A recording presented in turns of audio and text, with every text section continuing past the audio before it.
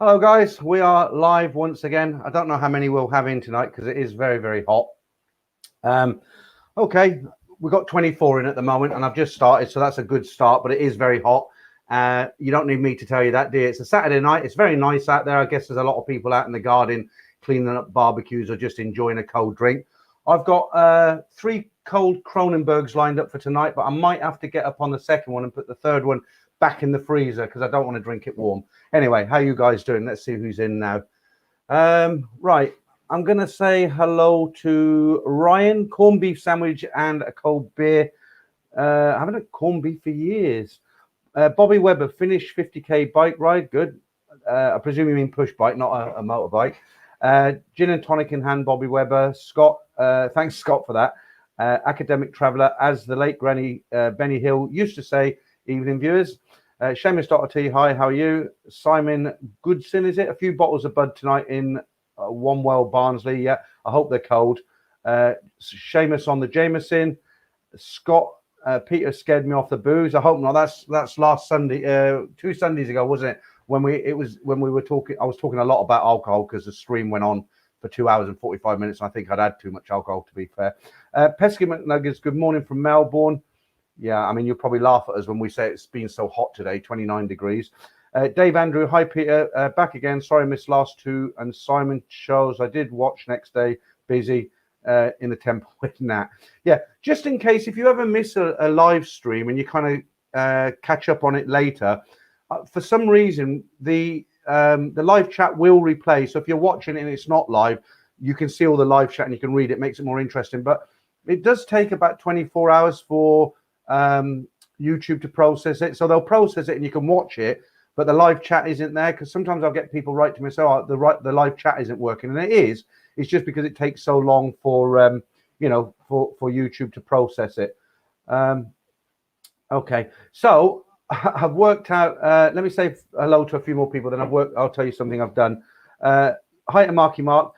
Yeah, Mark, thanks for them pictures today. I'm going to do that. I won't give it away here, but I'm going to do that not next Saturday. Next Saturday when I do my stream. They're great, those pictures. I've got to size them all up because I can't just whack them in here. But thanks, and I hope you enjoyed your little cameo appearance in the Nat and Dave video. You were the guy with the hat on, obviously. I'll talk about that with you guys a little bit later on, how to get a cameo appearance if you like the cartoons. They seem to be really gathering speed now. A lot of people like this. The story, Nat and Dave. We're on episode 7 now. I've watched it about 3 times. That's all down to Simon.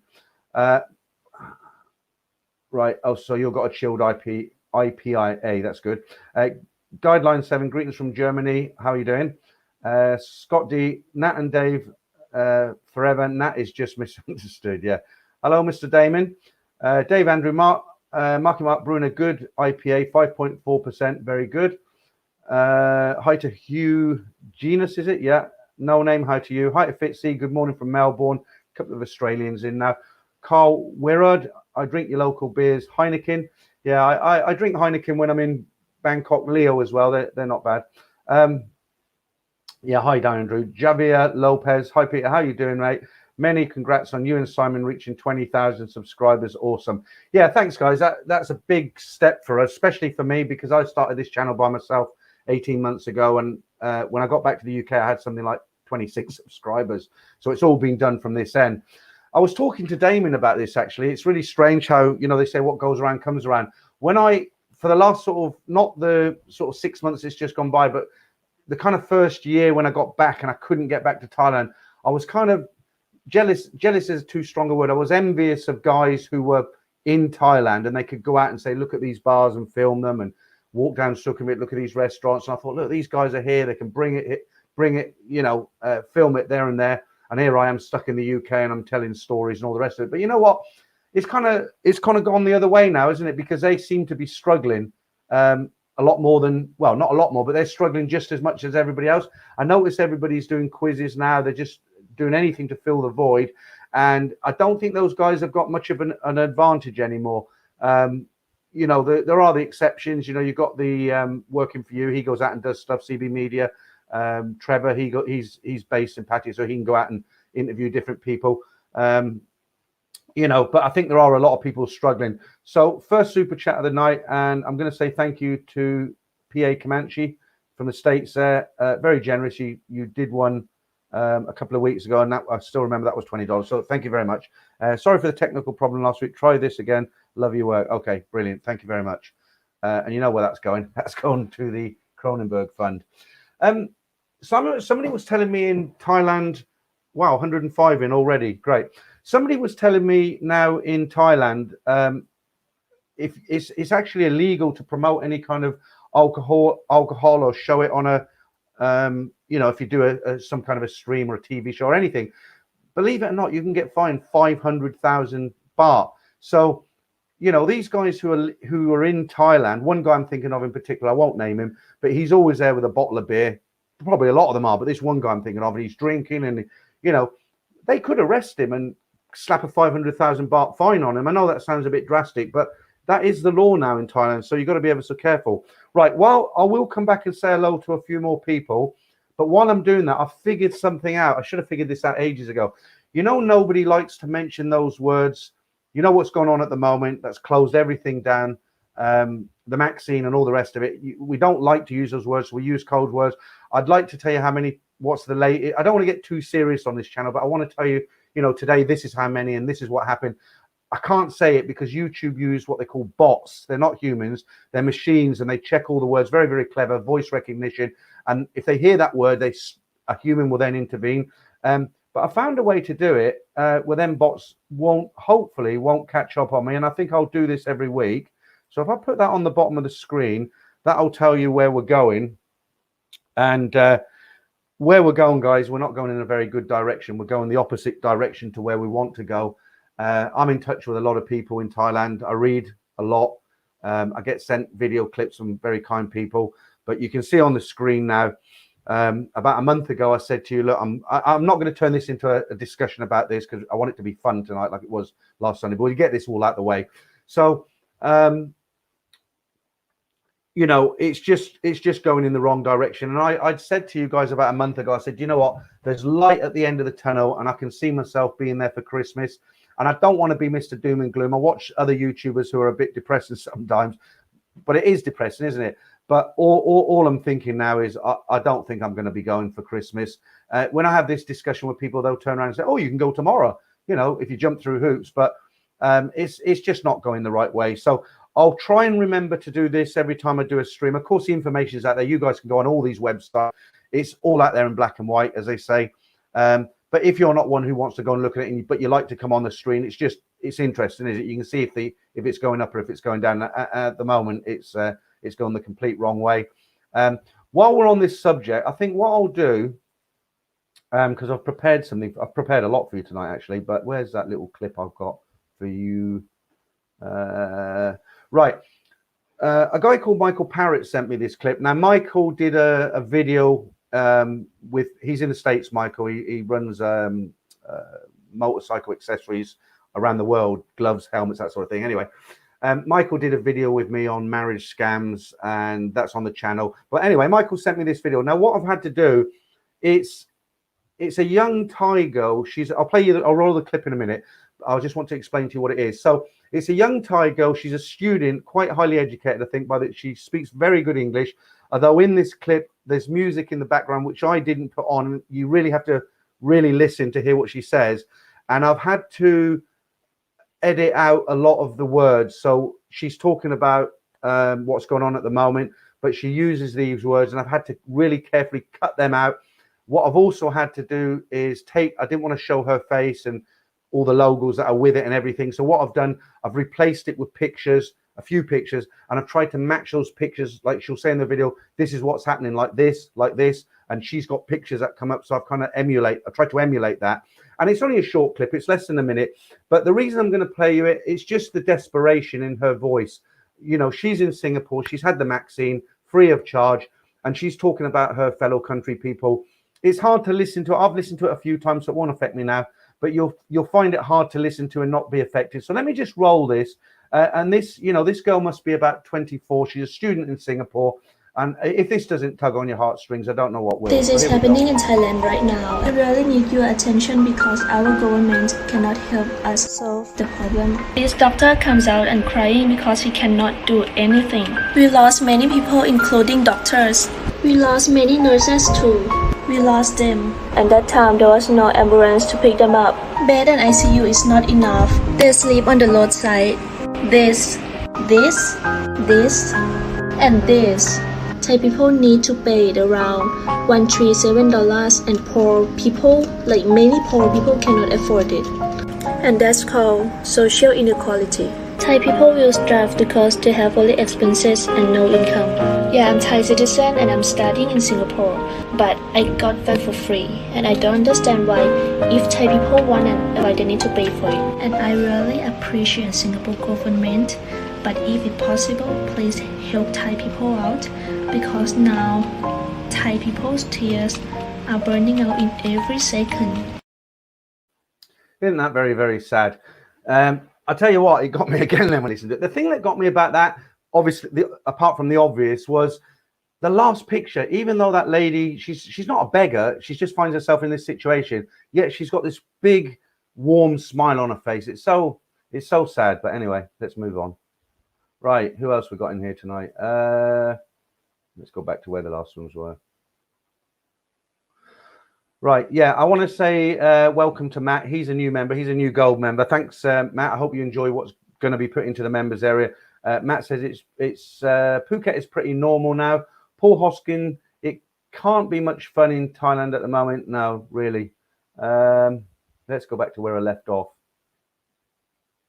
Right, a lot of people now. I'm really surprised we've got 139 in the stream at the moment. I'm sure there'll be more in later, but it is very, it's very hot outside, so people can hang around their garden, can't they? Right, Will Smith, good evening, guys, from hot, sunny London. Eric Whitfield, hi. Crocodile Sunday, right, I've said hello to you. Yeah, no one overseas. Scott Phillips, right, Spoke, good afternoon from Florida. Okay. Wandering Soul from Toronto, so from all over the world now tonight. Hedge Fund, hi, how you doing? West Yorkshire, that's Gerardo, is it? Stuart Valentine, 27 degrees in Dundee. Yeah, it's about the same here, Stuart. They reckon it's going to be even hotter tomorrow, about 29. It's like the winter for the Australians, isn't it? They laugh at us, but God, is it hot. It's not too bad in Thailand because, you know, they're geared up for it, aren't you? Kind of acclimatized when you're there for a while, but we're not used to it here. I don't have air conditioning. It's very hot in the room I'm in at the moment because it's got no windows. Shemi started, you should be drinking Singer in Thailand. Yeah, let's not talk about all the booze yet. Is this warming up? I'm afraid this is going to be warm. If it is, I'm going to go back and put them in the freezer. But I'll have my first one about 10. Okay, crazy little Farang, how are you doing? Ting Tong, the way Peter talks about Thai women is disgusting. He really hasn't got a clue. Okay, I'll put that up for you. Adrian Bates, Ed Sweeney done it. What did he do? Yeah, okay.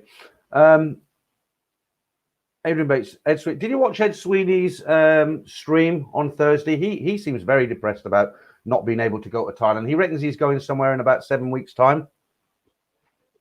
That'll be interesting because he doesn't know yet, and it'll be interesting if he does get away. Then we can follow him on his travels. What did you think of that video I just played of that girl? Wasn't that sad? Desperation in her voice. I had to move on. I could feel myself sort of welling up again. You know, I watched it about 3 times. I thought it'd be all right, but not really. I was going to play it maybe later on in the stream, but I think I'll give it a miss. I can't. If I have a drink, I might start. You know. Right, BB, evening, Peter. Norfolk's warm and feeling just like Thailand today. Yeah, I think the whole of the UK's having very, very good weather this weekend. Adrian Smith, things didn't get better in the US. People started until they started getting the vaccine. Yeah. Bad Boy UK, hello, guys. Right, we've got a troll on the stream tonight. Let me just block him. He's done and dusted. He's had his little play for the evening. So we won't be hearing from him again. Right, Mr. Mitch. Hello, Peter, and all the chat. How are you doing? Peter Shrive, Nat and Dave, brilliant. Can't stop laughing. Going to send my Thai girl video. Yeah, it's funny. A couple of guys who are married to Thai girls or they've got Thai girlfriends. They they said they show it to their girlfriends, and one or two of them, and some of them say, oh, my Thai girlfriend, she really likes it, she thinks it's funny, and the odd guy will say, oh no, my girlfriend really hates it. And I'm just wondering if the ones who hate it used to work in the bars, and the tricks are all coming out the bags. I don't know, but a mixed bag. PA Comanche, gullible maybe, troll no. Yeah, okay. You're talking about the other guy. I've blocked him now. Jamie Smith, feeling sorry for Nat. She got so many problems just now. D-Rock 7977. Hello, Peter and everyone. Dirty Barry. That's a great name, that. Evening, Peter. Hope you're well. Marky Mark, somebody check on Peter. He may have fallen in the fridge grabbing a Cronenberg. No, I'm here. Mystery Person, evening, sir. That's a good name. Adrian Bates. I'm just going to get through all these. We're nearly done. We've got 156 in now. Right, Black Bolt, hi, you're in early tonight. Nice to see you. Hedge Fund, bye-bye, Ting Tong the Troll. Yeah, bye-bye. Okay. You always get one, don't you guys? When you do this sort of thing, we had one in here before. I'm not going to repeat what you wrote. Old Hooter's getting, you're right, Damien. It's a fan. We had one in a couple of weeks ago, and he just wrote some really crazy stuff on here, and we just blocked him. I don't know why people do it, but anyway, he's had his 1 minute of fame. JC Blunch, I'm aiming to return mid-September on an STV 90-day visa and renew twice. Any thoughts on STV visa, current 60 days visa, and the requirements difference? I've done my homework. Curious about your thoughts. Not really, because I'll be honest with you, I don't really look into it because I don't want to go now. I don't want to jump through the hoops. I don't have to go. I'm a typical tourist now. Although I spent many years working and living in Thailand, now I go as a tourist. I'll go for a week, 2 weeks, a month, and I've made a decision until I can just, go without jumping through hoops. I'm not going, and because of that, I don't look into it, so I don't know. But I've got a couple of stories on visas which are quite interesting, which I'll read a couple of them out to you in a minute. Franco De Rosa, and of course, I'm here, the stalker, even seen you tonight in my little white car. Yeah, Franco, I was on the phone to somebody, and they said, who the hell is that? Franco drove by and was shouting out the window, Peter. But I knew it was you because I recognized your voice. But anyway, no problem. High five. Thailand is going to be hit hard this year. Yeah. Okay. So let's go straight to the stories and see. Right. I've got 3 stories here that are all linked. And what it is, they're about visas, fake visas. Now, when I lived in Thailand, I always got agents to get my visas. I did. My time's too precious. I didn't want to hang about immigration offices and queue up all day, and it's a bit more of an expensive way to do it. But at the end of the day, I have used agents. I've never had a problem. I've got friends in Thailand who use agents. I've got one in Bangkok and one in Hua Hin who've recently got their visa done through an agent. No problems whatsoever. But I'm going to read these 3 short stories out just to, you should beware. So the first one says, the title is, foreign embassies in Thailand have issued a warning about fraudulent visa agencies that make offers that are too good to pass up. Don't think it can happen to you. Every day there are visa applicants who fall victim to fraudulent visa agents. If someone is making you an offer that sounds too good to be true, it probably is.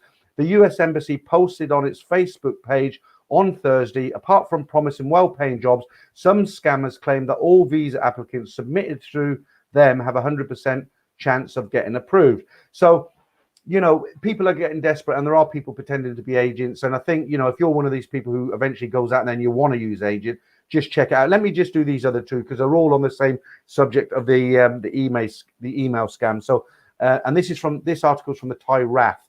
It says that's a Thai periodical, but obviously I can translate into English with Google. So the Thai Wrath reported that Bent officials, and that's their words, not mine, Bent officials at the Thai embassy may have left you with a fake visa stamp. There are serious questions being asked that suggest an official or officials in the Thai embassy in Myanmar capital of Yangon are behind the issuing of fake stamps for cash. The Thai Wrath said it was a scandal that wouldn't go away with daily reports of more cases. In the last cases, a 26-year-old Myanmar woman with a refugee status was seeking to go to a third country to see her husband. She had a fake stamp in her passport. A Myanmar businessman was also arrested. The Thai media reported that the deputy chief of police was in direct contact with immigration department sections of the Thai police and the Thai embassy in Yangon. So, this is obviously people who are crossing the border, and that poor lady, she needs to get out of there. And this is the last one on these because they're all linked the same subject. I thought I'd do all three together, then we'll talk a little bit about it. So the title on this one is Pattaya Visa. So he's in Pattaya now. So Pattaya Visa agent is arrested for fraud. A team from the tourist police station 4 command center arrests a 52-year-old Thai man in Chiang Mai this week. The move came after the Pattaya Provisional Court issued an arrest warrant on May 18th for the subject over alleged fraud. Officers were originally notified of the alleged fraud from a Japanese national who lived in Lampang, northern Thailand. The suspect was named by Pattaya Tourist Police as the owner of the Dragon Visa Service Company on 3rd Road. Hope you've not got a visa there, guys. In Pattaya, the suspect reportedly took 45,000 baht from the Japanese victim for a visa service and then disappeared with the cash. Pattaya Tourist Police later revealed there were at least 10 more foreign victims who were reportedly defrauded for an estimated hundreds of thousands of baht. The Pattaya Tourist Police later contacted other local foreign residents who might have been defrauded by the same visa agent. They are continuing to investigate this alleged visa scam and asking any potential victims to come forward and file a report with the Pattaya Police. So there you go. So it just shows you it is happening out there. And like I say, there are some very good agents out there who you can get your visas done with. But 45,000, I mean, I know people even now who are getting them done, and they don't cost that much. They'll pay about 38, but that gets you the non-immigrant O and the retirement visa. I can't give out any details of any of them because they don't like it. They like to be introduced to people. Let me put the currencies up, and then I'll put them up again later. And I took these at lunchtime today. I'll let them go a little bit longer because some people said I take them off too quick. Okay, so let's see who else we've got in this. We've got 159 in now. Adrian Bates, heartfelt, good video, Peter. Yeah. Born Survivor, evening, Peter. Terry Ball. Hi, Peter. The Bangkok Post are saying that Thailand will be open on 1st of October and that all bars and restaurants, but I can't see that happening. Well, they did. Originally, the Prime Minister came out and said 120 days, it'll all be open. That's what we're aiming for. And the 120 days was the 1st of October. And then he came out a week later and said, no, we're going to open on the 15th of October. So it changes from day to day. You never know, do you? So, you just got to watch it. Who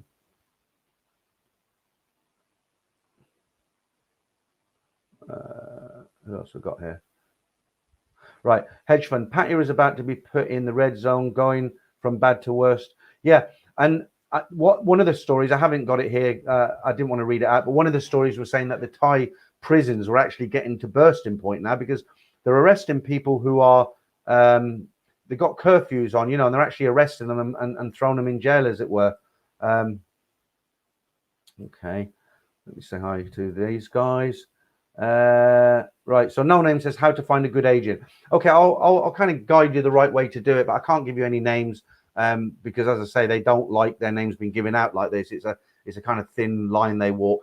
So any tourist area where there's a legit travel agent, I don't mean some guy who goes around with a clipboard and says he can do this. I mean, it's a shop front, and they're in this travel agent, and it's in a tourist area like Pattaya. And then what you can do, you can ask around other tourists, has anybody used them? And you need to ask around, and if they're a good agent and they're reliable and they're not rip-off merchants, people will know them, and that's kind of the way. They're always based in sort of Thai travel agents and around the tourist areas, so that's a way to find them. Hi to Alex DuPont, how are you? Just joined us. Pesty McNuggets, I didn't know you had a younger brother you used in the photo on your 20k. It's funny that a lot of people said that. The 20k, thanks for, we got to 20k. I'm there with a Chang-Mia that was taken in Hua Hin, but people said, oh, you look really young compared to today, and that was not even 2 years ago. I took that picture in Hua Hin. I had a Chang-Mia, and I forget who took it. It might have been Simon, actually. And yeah, it wasn't that long ago. It wasn't like it was 10 years ago. So I was surprised lots of people were saying that. Let me get rid of this. Okay, so at the beginning of the stream, we were talking about the, all the people, all the vloggers who are based in Thailand, who are they're sort of running out of stuff to talk about, and they're all doing competitions and stuff. Simon and I did a quiz on Wednesday, and I've got one for you tonight. It was suggested by Damien. I got a different one for you in 2 weeks. But what I'm going to do today, I'm going to show you 20 photographs. We'll do 10, and then we'll have a little break, do a couple of news stories or something like that, and then we'll do another 10, and we'll see how that goes. And they're all bars located around Pattaya. So you'll be kicking yourself because you'll look at one. It's got the name. I haven't hidden anything. So I'll show you a picture of a bar, or it could be a massage parlor, or it could be a small restaurant, but they're all well known. Some are real easy. You'll look at it and think, oh, I know what that is. That's on Soy Diana, and you get that straight away. Others, you'll be thinking, oh, I've been in there. I know where that is. And you'll be, oh, where's that now? Where's that? So, and some of them you might not know. I've tried to make them some of them easy and some of them a little more difficult, because people who live in Pattaya, there might be people who watch this stream who live in Pattaya. I don't know if there is, but it's the middle of the night there. But we'll do the first 10. There's 176 in the stream now. It's only 9:25. Let's give it another 15 or 20 minutes, and we'll do the stream. Let's see what everybody else is saying. And if you want to join in the stream, you can do, and tell us what you're thinking about. Right, I'm going to do a little plug now. Now, a lot of people are liking the Dave and Nat cartoons, and what we're trying to do, or what Simon's trying to do as well, anybody who gives us a decent super chat, we'll put them into the cartoon. Everybody likes money, doesn't they? I'm not going to be an e-beggar, but I'm not ashamed. I mean, who doesn't like money? So what we've decided to do, I'm going to show you in a minute if you haven't seen this. But if you want to be in a cartoon, give us a decent super chat, $5, $10, something like that. And we collect all the names. We can see who's giving us a super chats on the night. And Simon will work you into the cartoon. There's different levels. I mean, if you want to be a character and actually speak like Damon was in the last one, that's all on our website, how to do that. But I'm going to try and find, right, there's Marky Mark. Let me just put his picture up. Okay, so he's got Simon messed up on the hat a little bit, but not to worry, he did get the hat. So let me just, I don't know if you're seeing this yet. Right, so that's Marky Mark, and he basically gives us a super chat most weeks. So Simon put him into the cartoon or the animation, whatever you want to call it, this week. Let me just get rid of that. And I think who else was in it? I was in it, obviously. Damon was in it. Who else? There was a few people in it. Frankel was in it. Right, so what I'll do, I'll just play what I've done. I've just cut a little bit of the Nat and Dave video. It's just where she comes in the bar and she says, hello, Peter, hello, Marky Mark, hello, all these people. So this is what I'm talking about. So if you give us a little super chat, we'll put you in like this. So this is only about 15 seconds. You've probably seen it, but this is what I mean by Nat will give you a mention. So hi, Marky Mark, you look so handsome. Oh, hi, Tom. Nice to see you here. Oh, Funko, hi. Hi, David. Wow, look good. Wow, hi, Peter. okay, yeah, I mean, I was engrossed in it there. Yeah, right. Okay, so let's. So we'll have to get Mr. PA Comanche in there for next week or the week after, whenever. It's every 2 weeks now, because people say, "Oh, don't make us wait so long. It's great. Can you do it sooner?" But it's really difficult because it's made in the software is an Adobe program, but it's really difficult to use. And you know how long the video is. Nat's walking and the things come into the video. Every single thing, from the eyes blinking to the arms moving to the speech, it all has to be done step by step. Simon writes a whole script out, the story, then he has to go and get the voices. People say, why don't you bring the Nat, the girl that does the voice, why don't you bring her into the cartoon? But we don't want to do that, like let people see her. Maybe one day at the end we'll say, look, this is the real Nat, this is the person who does the voice. But we don't want to do it because there's a kind of mystique there, isn't there? And if we bring her in too early, then it won't be the same. Right. High five. I wouldn't want to be an unvaccinated retiree in Thailand. Now the hospitals are full and Frank will be behind. Okay. Do you know what? The other thing, what I was reading today, I haven't printed these stories out. Hi, if you just joined us, 179 in now. That's 183 now. That's pretty good for a hot Saturday night. But what amazed me, what was quite shocking, actually, I was reading stories, and not just one or two, but there were people, and what they were doing, they were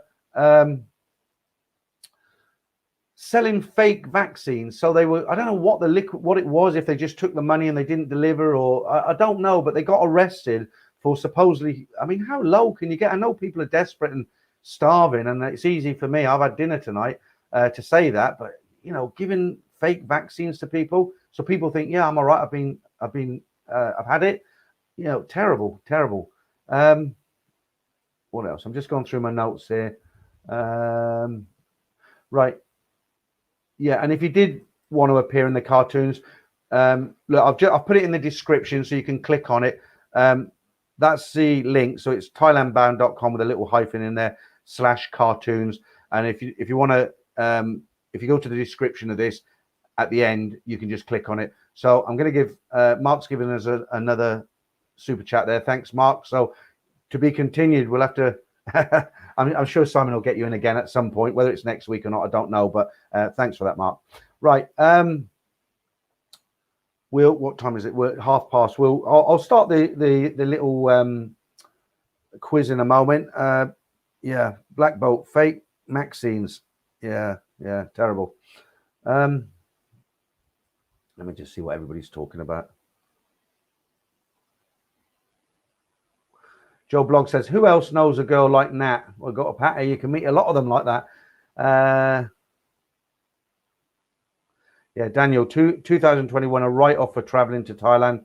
Yeah, as I say, you can go, but, you know, everything's closed, isn't it? And it's not a lot of fun. Yeah, Javier Lopez says, Peter, you got a cheeky little kiss from Nat. Yeah, somebody accused me of having my hand somewhere else, actually, today. Dirty Barry Charles, Sobro would be in his element, right? Okay.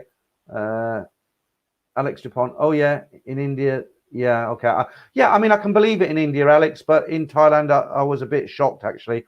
Joe Blogs, Hi-Fi was a great hotel on Soy 8 back in the 90s. Okay, are you having a conversation with somebody else?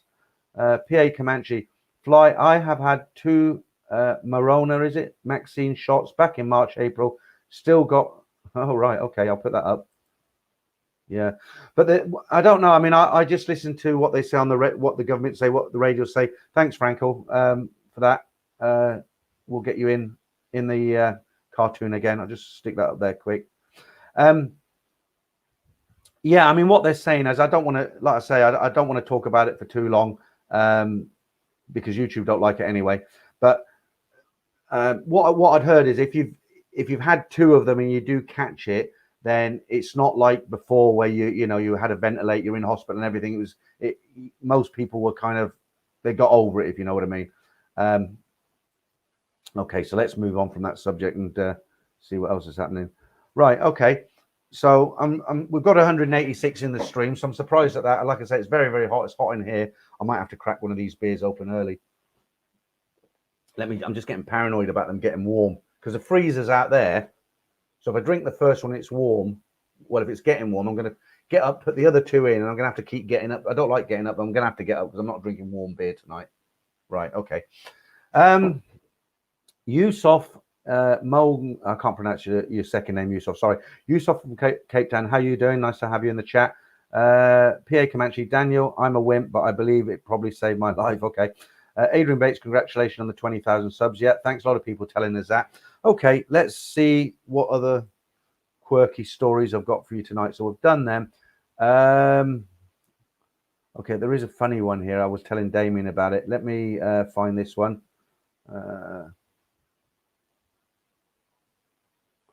Oh, right. I've got 2 sort of quirky, funny ones here, but they're funny in a funny way, if you know what I mean. So the first one is, the headline says, Thailand will launch space program despite vaccine delays.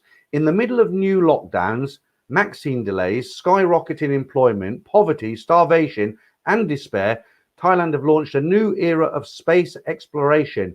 The cabinet said that the draft Space Affairs Act will lay foundations for the country's space economy, higher education, science, research, and innovation. Minister Anak said the new law would help support Thailand's development. In December, Anak announced a 7-year mission to send a Thai spaceship to the moon. Wow. Okay, so something new there.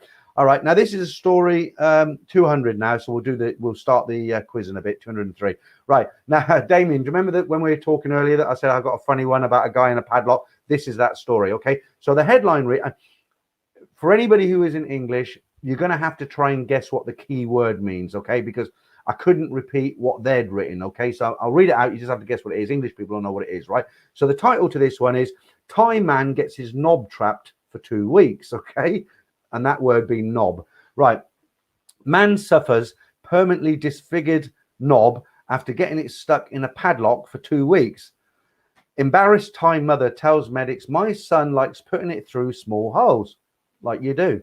The bachelor, 38, clamped the metal device around the base of his genitalia in a bizarre act, but he lost the key and his knob started to swell. You couldn't make it up, guys. You couldn't make this up. He tried and failed to remove the small padlock, so left it on his knob for more than 14 days until it became, there's just something funny about that word knob, isn't there? For 14 days until it became infected, and the pain was so unbearable that he was rushed to hospital in Bangkok. The man's embarrassed mother, who tried to help him, told medics that her son likes putting his knob through small holes. Okay. And then this isn't a story, it's just a headline for you there. The European Union Council on Thursday removed Thailand from its safe travel list, also known as EU whitelist, during the current situation, Thailand's foreign ministry said on Friday. So no surprises there. So guys, if you're playing about with any small padlocks, let that be a warning to you. Okay, right. Let's see what everybody's saying now. I'll put that up, Damien. I agree. There you go. Do you know what? I'm really tempted to have an early beer. I think I will have an early beer, actually, and I just want to see if it's getting warm yet. My 7-Up froze, but it's come unfrozen now. Is there any ice left in it? No. No ice in it. A little bit. Okay. I'll tell you what I'll do. I'll start the quiz, and then I can pour the beer while the pictures are on. Let me just see what everyone else is saying. Gregory Egan, living positive and living life. Yep, good. Good evening from Australia. Just getting up for work. Fear of scams is why I made sure I've got the vaccine in Australia before I consider going to Thailand later in the year. Well, you wouldn't have been able to go, actually, because you wouldn't have had a certificate, would you? You've got to have the vaccines, the 2 vaccines, to get the certificate, and it's got to be timed right and everything. Okay.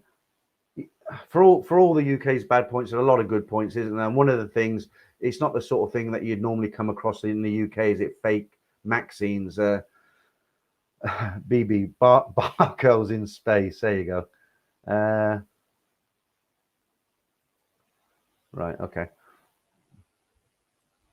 I don't like to leave anybody out. When people put comments in, I try and get them all in. I know it's hard for people like Ed and Trevor because they get like 500-600 in at a time. I managed to get these up. D-Rock 7977. Alex, okay, you're talking to someone else. Doc Strange, love the vids. Keep up the good work. Cheers. Yeah. So next Saturday will be this story. So I've got plenty of stories coming now, and because I don't have to read them every single week, they're starting to build up nicely. So I should be okay for a while. Oh God, guys, I've got to have a beer. I've got my cup of water here with the name on the cup in case I forget. So let's crack open this. It feels warm already. It's only been out half an hour. Cronenberg, right. So if I did this in Thailand now, I could get arrested and get a 500 baht fine. Not allowed to do this on camera anymore.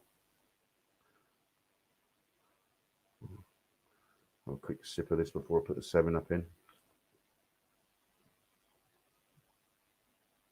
Oh, do you know what? I might get up and put them back in the freezer because it's not warm, but it's kind of another. Yeah, I think I'm gonna put them in the freezer. Put the old 7-Up on top.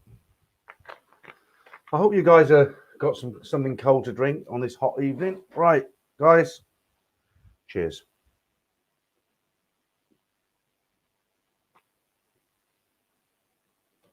Oh, that is good. No, I won't get up. I'll leave it. I'll probably have to get up on the second one though. Right. Okay. where are we? Daniel Mills, the way things are going, looking 2 to 3 years. Thanks for cheering me up, Daniel. Will Smith, you never find any small padlocks, logs in patio. Maybe you do. Maybe you just never hear about it. Academic travel. Okay, you're talking to someone else. Right. Hi, Mike. Michael Whitaker. Hi, nice to see you in the chat. I haven't seen you in the chat too often, but we've only been going for about 40 minutes. So, yeah, I suppose the weather's good in California. I've been to California. Very nice. Right. Richard says, hello, Peter. Loving the cartoon series. Paul C. Hi, Peter. Love Nat and Dave. Yeah, okay. Cheers, Damien. Somebody said to me, somebody went to a Thai massage place. I forget what he said it was. It was on the outskirts of London, I think it was. Probably is when I drink beer, I stop burping. He wrote to me today and he says, oh, I've just been for a wonderful Thai massage. He said it was great. I had all the oil, the Thai music going, pretty girl and that. And I wrote back and I said, yeah. And then what happened? And he said, nothing. It was 55 quid and I left. So, yeah, there you go. Born Survivor. India is a poorer country than Thailand with most people on very low wages and extreme poverty. I actually worked in India for a year and it was an eye-opener, actually. I had a very good time. The Indians in the hotel where I worked, they're very nice people. Yeah, I had a good time. I did. Somebody tried to rob me once, but I didn't get robbed. What it was, I had I've got a wife. She's from Korea, South Korea. When we finished the contract, the manager of the hotel in Mumbai, it was called Bombay back then. It was a Taj Mahal.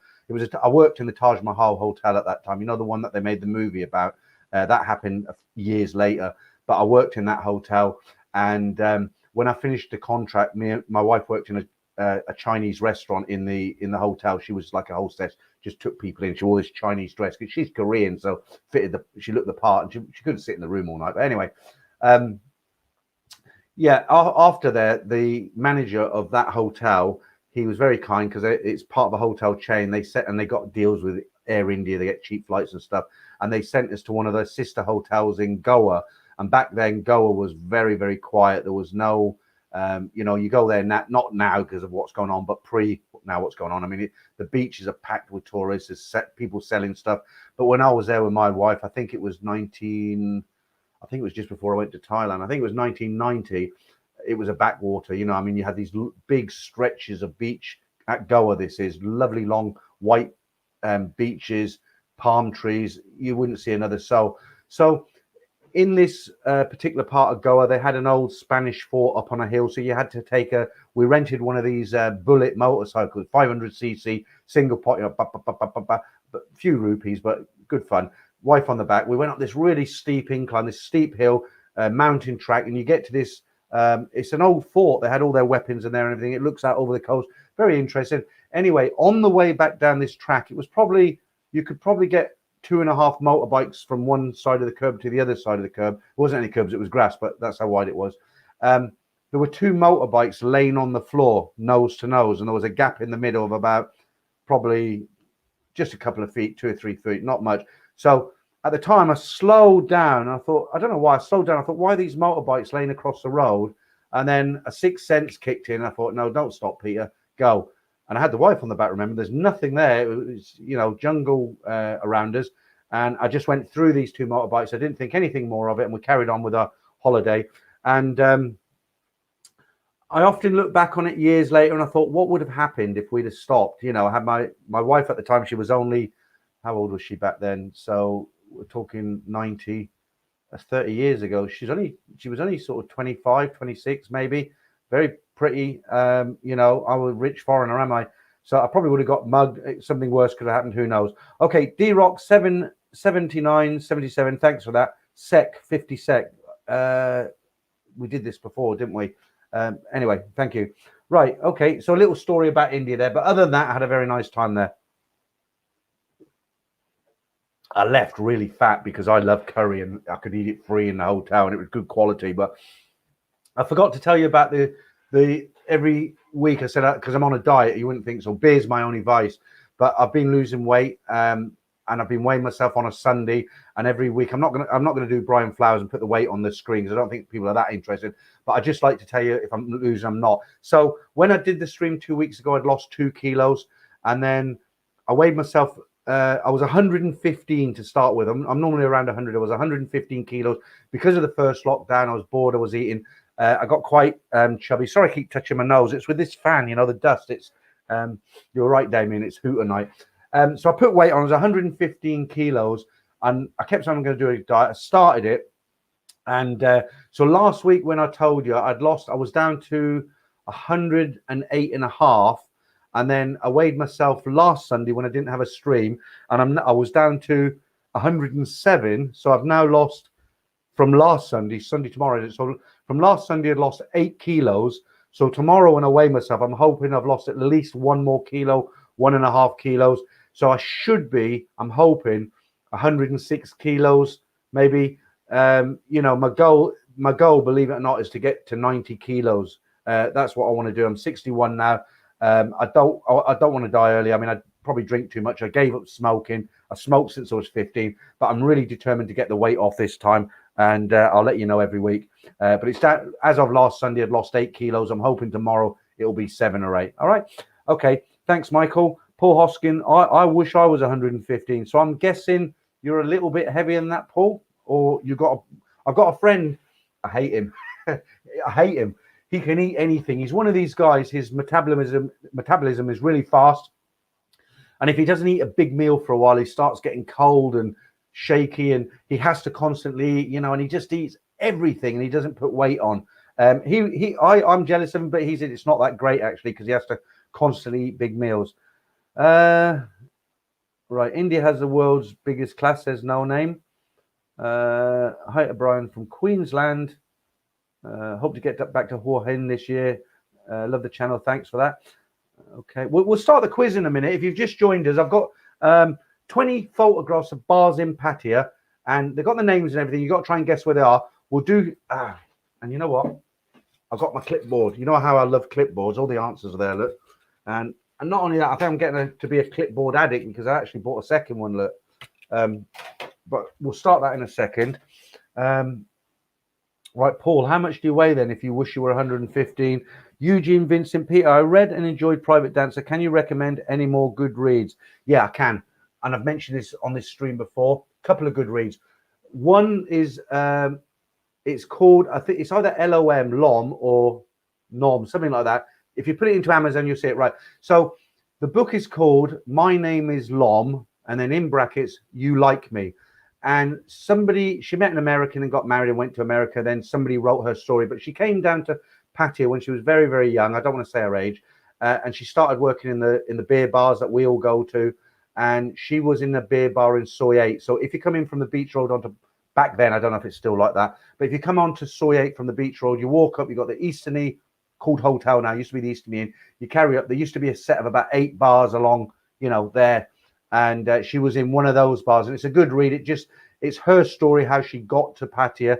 I don't mean on a bus or something. I mean how she ended up becoming a bar girl, and she talks about the kind of customers she had and the sort of lifestyle she had and all the rest of it. Very, very interesting read.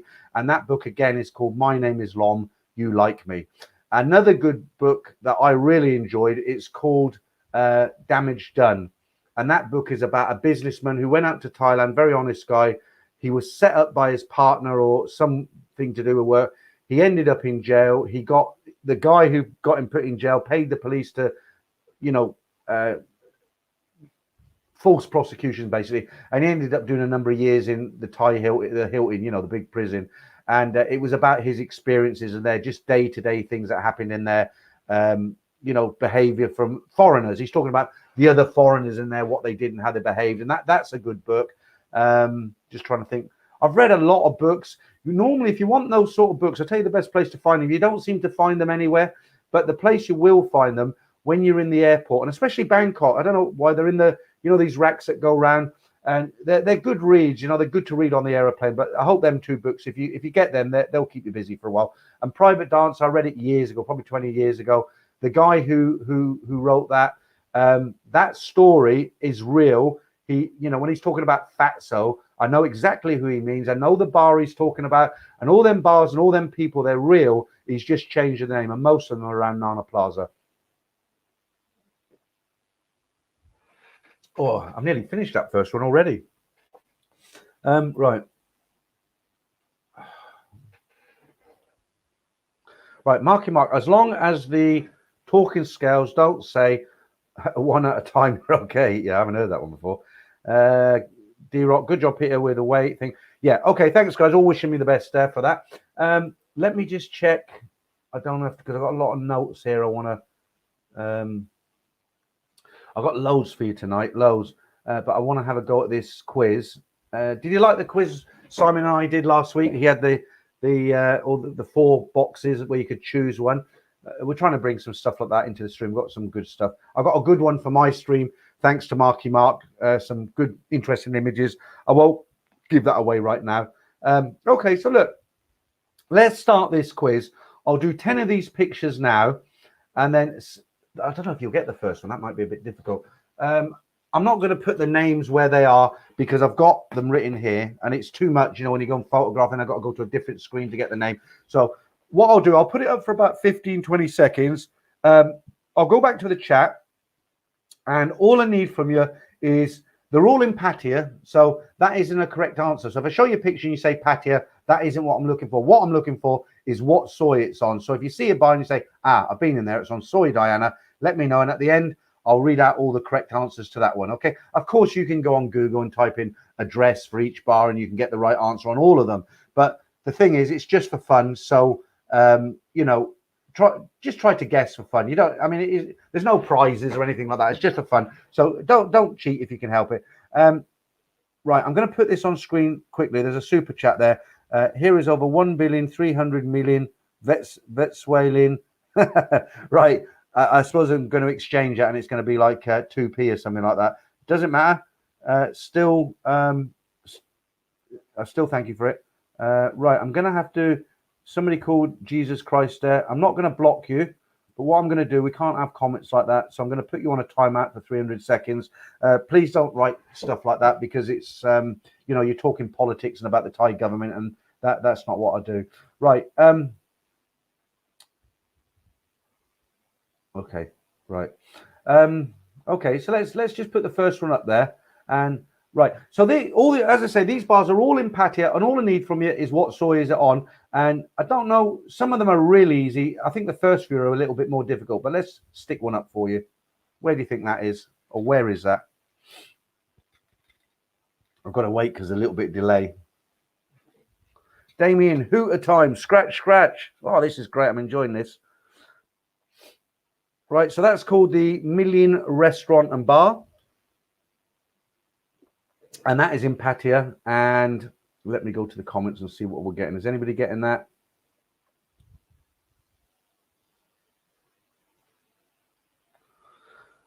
No, it's not on soy.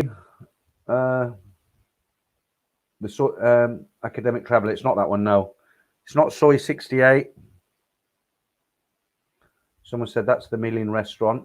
Yeah, as the sign says there. Second road. It's not the second road. Give me a few more seconds.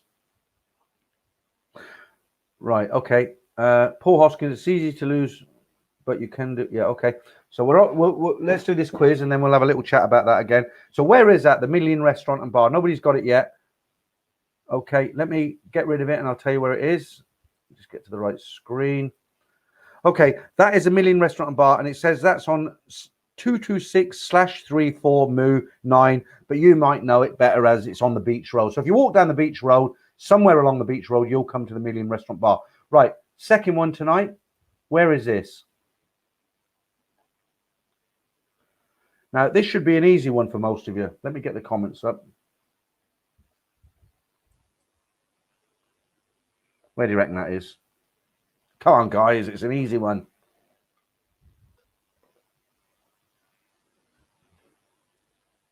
Oh, I never thought of that, actually. Philip Ford. I've never been to Pattaya. This quiz is going to be fun. Okay, Philip, go and make a cup of tea or pour a drink or something. We're only doing 10 for now. And then, but there again, you can see what Pattaya's got to offer, haven't you? Soy 3, no. Nick Frankel says soy 7. Nearly, but it's not soy 7.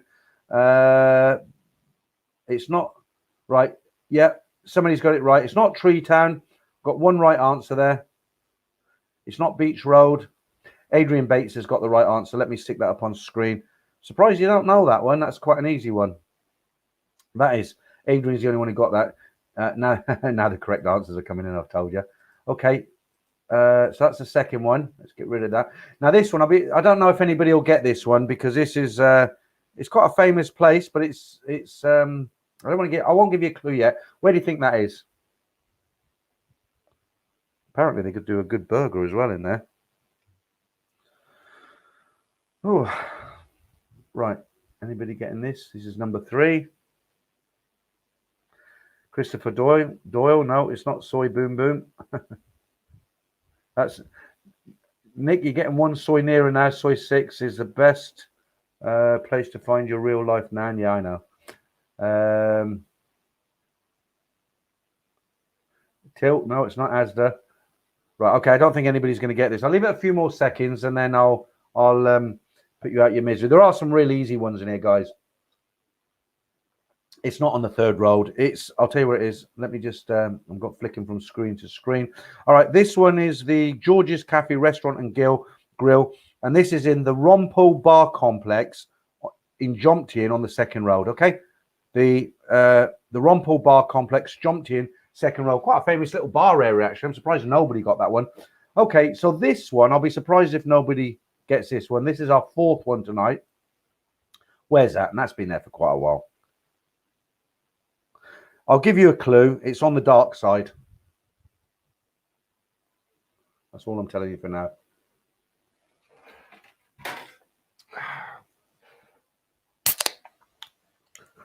Did you hear that? Let me just pour this and I'll see if anybody's got this right. I don't know why when the beer gets warm, it gets a bigger head on it. Right. Let's see this, if anybody's got this. Right. Somebody got it. Yeah. Yeah, there's one person got it. It's not Soy Diana. It's not Soy D's.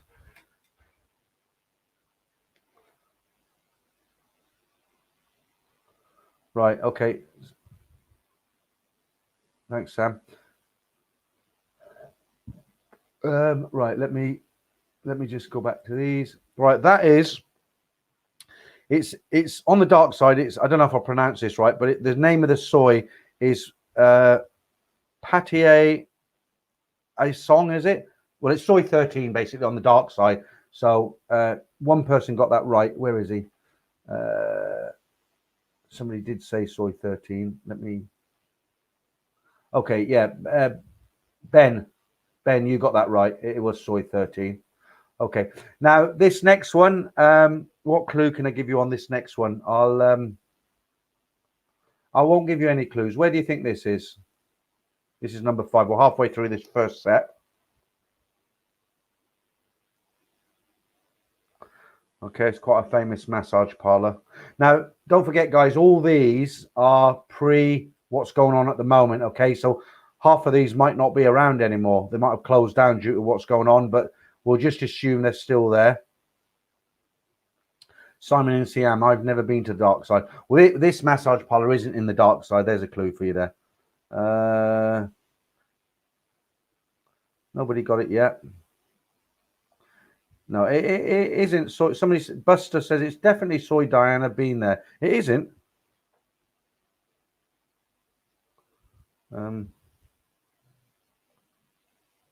just double checking, make sure I don't make any mistakes. I'm not, I don't think. No. Okay, I'll just give it a few more seconds. Mr. Mitch, yeah, you're pretty close, Mr. Mitch. You're the closest. So let me tell you where this is. This is in North Pattaya in the Klua on the second road where the Amon Seafood used to be. Okay, so that's when you get to the Dolphin Roundabout. You instead of turning left to the beach road, you go straight over, and when you get to the next roundabout in Nuklua, that's down there. Okay, right. Let's go on to number 6. That's a difficult one, isn't it? But I'll give you a clue. Look what the woman's wearing on the left. All these pictures I've covered their faces because I don't want to, I don't like showing the girls' faces if possible. Where do you think that is? It is quite easy if you've been there. I'll give you a clue. Let me just have a look before I give you a clue, see if anyone's got it.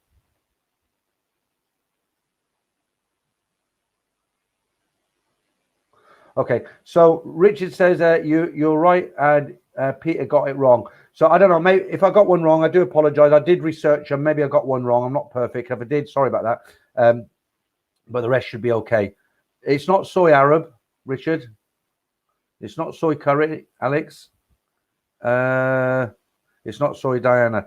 Not the easiest one. That one is called Bollywood A Go Go, and that's on soy Patialand, also known as soy 13/3. Okay, right. This next one should be a bit easier. Where's that? Oh,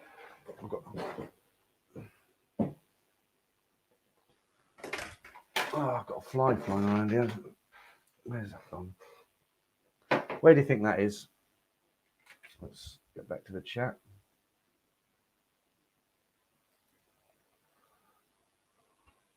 Okay, so all right, so I might have screwed up tonight. Ferdinand bar soy Diana. I'll take your word for it, guys. I just got it from Google. Maybe I got mixed up on that one, so I'll give you that one. Okay, David. Okay, where are we now? Right, I'll give you a clue. This is it's a Scandinavian bar. Anybody got it? Right, nobody's got this one yet. All right, so this is the I don't know if I can pronounce this right, but it's Hovdingen Scandinavian restaurant, and that's on Soy Post Office. Okay, so 3 more on this session, but you should know that one. That was quite an easy one. Where do you think that is?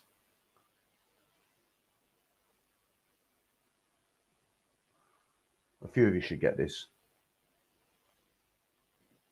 All right, let's see who's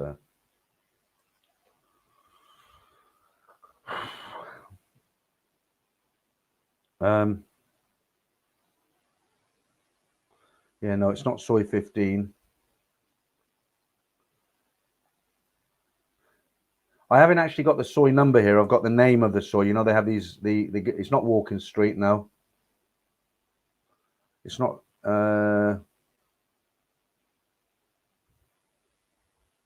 okay.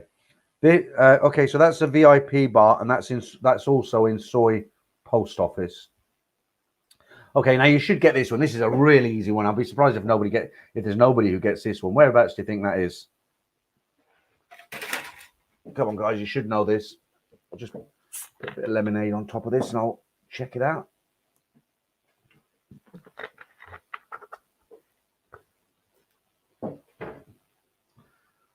Right, let's have a look if anybody's got this. Okay, Paul Hoskins says, I don't look at the signs, I look at the girls. Fair enough. Soy. Okay, we've got 1 right answer. 2 right answers, 3 right answers. Yeah, that is the Shaggers Bar on Soy LK Metro. They don't leave a lot to the imagination for that one, do they? Right, this one might be a bit difficult. And while this one's up, I'm just going to go and put this 3rd beer in the freezer. Where do you think that is? Back in a minute.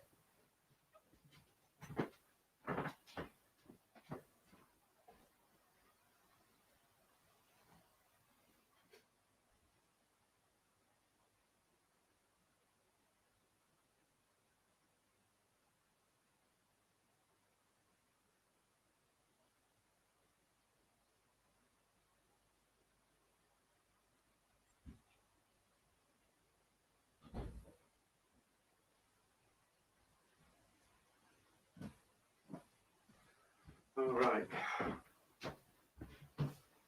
Okay. We'll stick the old mic back on.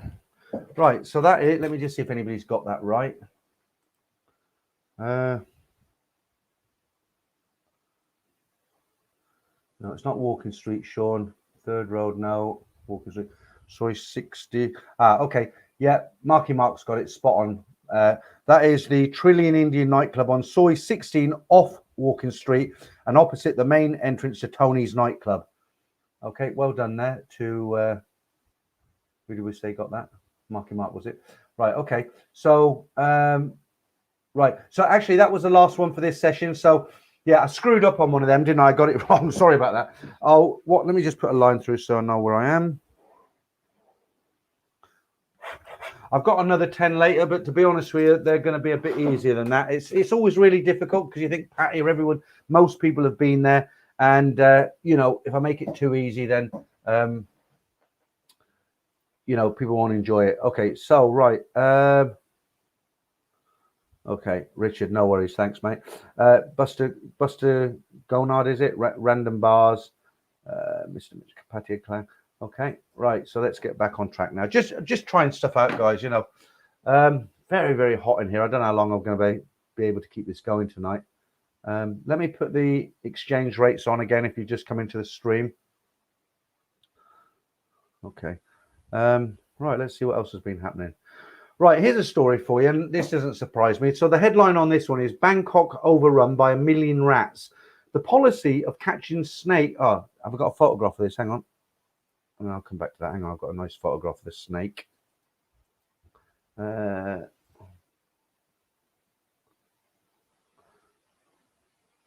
there we go. Stick that up there. Right. Start again. Bangkok overrun by 1 million rats. The policy of catching snakes in residential areas of Bangkok and shifting them out into the countryside is being blamed for an explosion in the rat population. That picture hasn't come up, has it? Never mind. There it is. Some 5,500 pythons have been relocated since the start of last year, and an environmental expert has said that this has meant that there are at least 1 million rats running about the capital. There is plenty of food too, and cats are also being blamed for not working hard enough. An environmental expert said that since the start of 2018, this meant that around 5,500 predators of rats have been moved out of the city. They could be expected to eat 600,000 rats in that time, so it was no wonder that the population of rodents in the city would now be topping at least 1 million. Yeah, I mean, the horrible things in very big, the rats in Bangkok as well, aren't they? Let's get rid of that. Okay, see what else is going on here. Oh, it's really warm in here tonight. I don't know how long I can go for. Okay, let's see what everybody else is saying. Right, we've been going for about an hour now, so yeah, Nick Franco says plenty of trouser snakes in Bangkok and in Pattaya. Right, Hugh. Oh my God, yes, the rates are so. I think you meant rats, right? Yeah, the rats are so bad right now. I noticed that last week. I think I mentioned last week. There's a guy called Pete Mack. He was in Bangkok right at the end when it was, you know, when everything was starting to happen. And you know, you get all these street food places along, well, everywhere. But he was this was Sukhumvit. And these places all set up at night on these little tin tables, and they're quite popular with late night drinkers.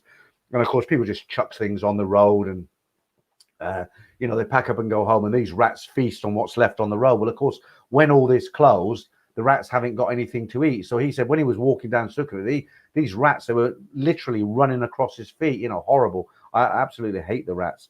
Right, Richard says, let me put that up. I used to eat street food on Sukhumvit. The rats used to run out between your legs. That was 10 years ago. That's horrible. It's really horrible, isn't it? Years ago, I worked in a place called Yogyakarta it was in Jakarta, Indonesia. I was working in Indonesia, and there was a late night drinking place that we all went to.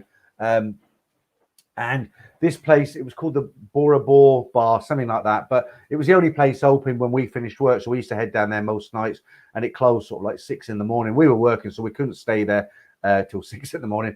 But I remember standing at the bar, and you'd look over and there were booths. It was a kind of one of those places where the girls were available, if you know what I mean. Guys went there to talk to girls. And you'd see a guy in a booth with a girl, and he'd be leaning over talking to her, and she'd be flicking her eyelids. And you look over, and there'd be a rat, absolutely huge rat, just underneath, walking in between their feet and stuff. And the girl would see it, and she'd laugh and go, because they were so used to it. But they used to sicken me.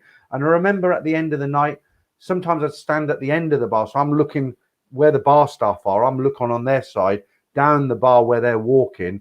and these rats are running back and forth, and they just get used to it. It's like us with flies, you know, they don't bother us. With them, it's the same with the rats, but I could never get used to it. Darren Drew, thank you, mate. I appreciate that. Some cash to add to the Cronenberg Fund.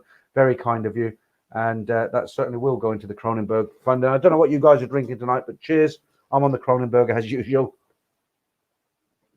Okay.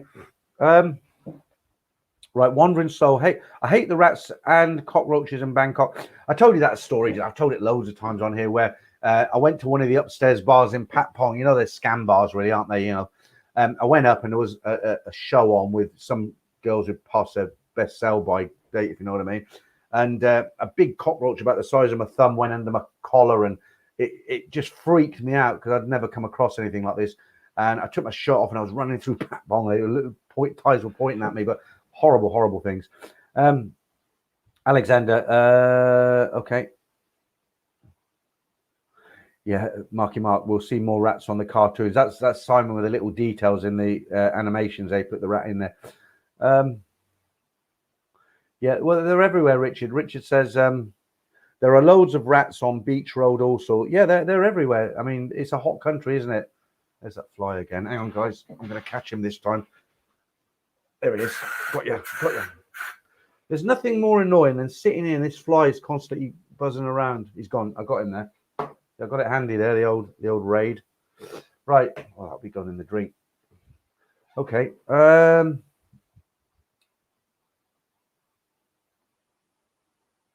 Right, Paul C says, my girlfriend breeds rats for the butcher shop. Yeah, I presume that's in Thailand, right? Yeah. They do eat rats in the countryside, but they're not your sort of rats that you see, the dirty rats in Sukhumvit. I mean, they're these big rodents. They grow to huge sizes. Yeah. Let's move away from this subject. I'm trying to get the chat that where you're not chatting to each other. Thailand doesn't have those flying cockroaches. Really? I've experienced them many times. They're on you and they just take to the air. They do, honestly. I'm not making it up. They do have flying cockroaches. I've experienced it several times. Paul Hoskell, it takes 10 minutes of worm bashing just for it to wake up. Get some rat spray. Okay, so Rumpel, is that Dave Litch YT Rumpel Market Jumping Second Road? And you've written some Thai there.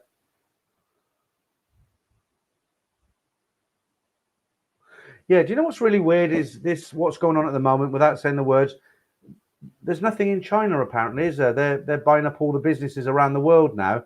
You know, it's affecting the whole world, isn't it? Everywhere except China now. It's weird, isn't it? Right, Richard, I have booked to go back to in early November. What are the chances of that? What do you think?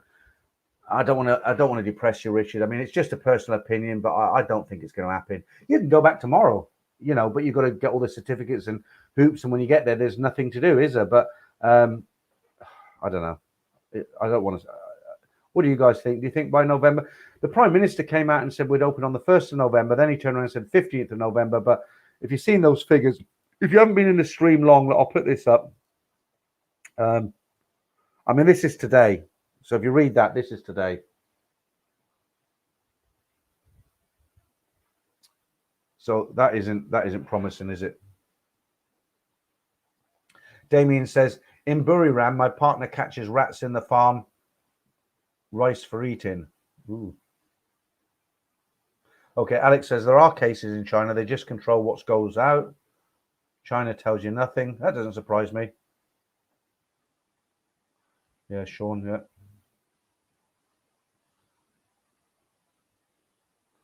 Benny says in Sweden it's good now. So I presume, Benny, you mean it's coming down. That's good. Good news. Okay. Right, Richard, I have paid £1,650 to British Airways. Well, let's hope you don't get an Ed Sweeney, what happened to him, because he tried to get his money back from a credit card company. And because the airline company had given him some kind of a voucher that he didn't want, he didn't get his money back. Well, he hasn't got it back yet. Black Bolt, I think information coming out of China, yeah, everybody's saying that now. You know, the information coming out of China is controlled. Sean McGoldrick, when we can all get back, we'll enjoy it threefold. Yeah, of course. It's funny, isn't it? You take it for granted. You know, when we used to, you go out to Thailand, it's always there. All you got to do is buy a ticket, get on a plane. When you've got time off work or whatever, you can go out there and enjoy everything it has to offer. Franco said to me the other night, he said, the thing about Pattaya, it is addictive. And it is addictive, isn't it? People think everybody who goes out there just goes out there for one thing, but it's not the hardcore one thing I'm trying to explain.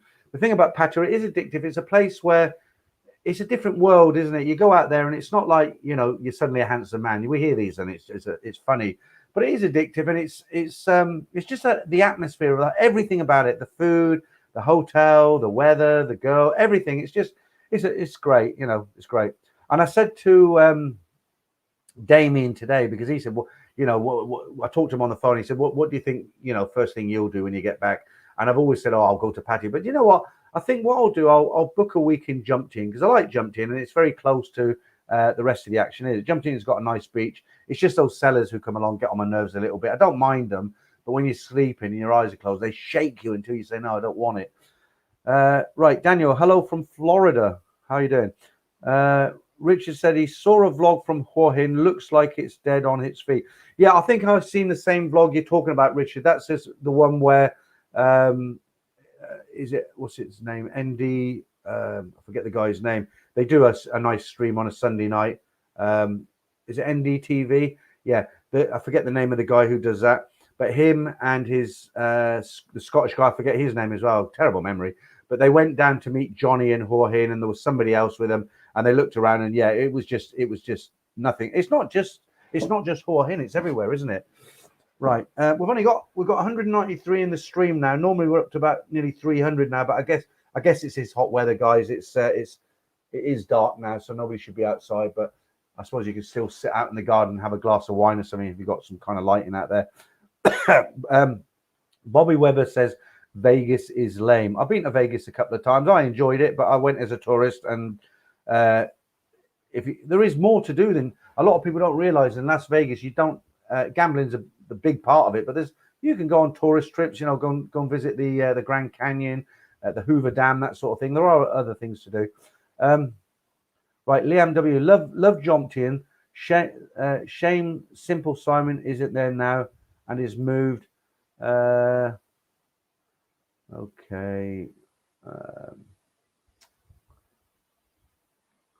Right, I don't know.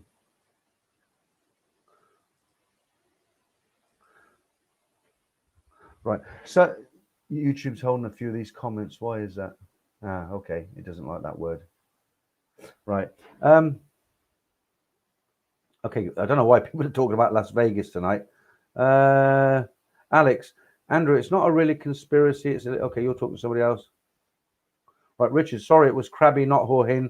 Okay, yeah, that's fine. There is another story on Krabi actually, or was it Koh Samui? Yeah, it's not a story. I just got a headline for you. It says Koh Samui has 0 foreign tourists for opening day. So they had I don't know, they had a sandbox or something like that. Nobody came. Okay, let's do another story. Yeah, a lot of people are panicking. The Thais, they're kind of hoard buying. They're panic buying because they don't know what's around the corner. And the title of this one, it says, a very short story. It says, Thailand threatens prison time for hoarders. Thailand's Department of International Trade is urging people not to hoard consumer goods during lockdown, while assuring that there will be enough supplies for everyone. The Director General also warned that hoarding of goods will be a violation of the Price of Goods and Services Act and punishable with a maximum 7 years in prison or 140,000 Thai baht fine or both. Okay, right. This next story, I've got a picture of this. This is a story that I read out on Simon and I stream on Wednesday. But the thing is, because it's a Wednesday lunchtime, we don't get a huge amount of people in the stream. So you might not necessarily have heard this. But if you have, I apologize. It's only a minute long. The old beer's starting now. Let me put this picture up and I'll read you this story. And that'll all fall into place.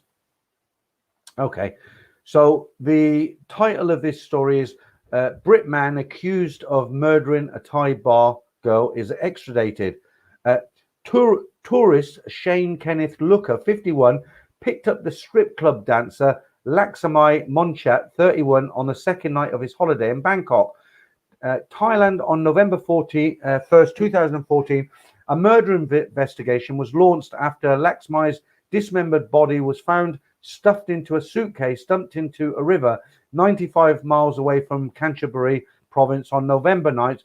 They began searching for Looker, but he allegedly later fled across the country's southern border with Malaysia before returning to his home in Ibiza, where he is said to have owned a hotel. After almost a decade of appeals and legal cases to have Looker extradited, Thai police finally arrested him and walked him in handcuffs to the district police station for further question and interrogation. And there is a gentleman there in black, and I can tell you now, he's not going to be leaving Thailand. He doesn't need to worry about his visa, because he'll be a guest of the kingdom. So, I mean, absolutely terrible. Let's just, why have they hidden that comment? Okay, another troll. We're attracting the trolls tonight, but luckily YouTube's picked that up, so get rid of him. Okay, so yeah, just on that one, guys, I mean, absolutely appalling, is it? Here's a guy, he's gone into a they said stripper in this story, but he's gone into a go-go bar.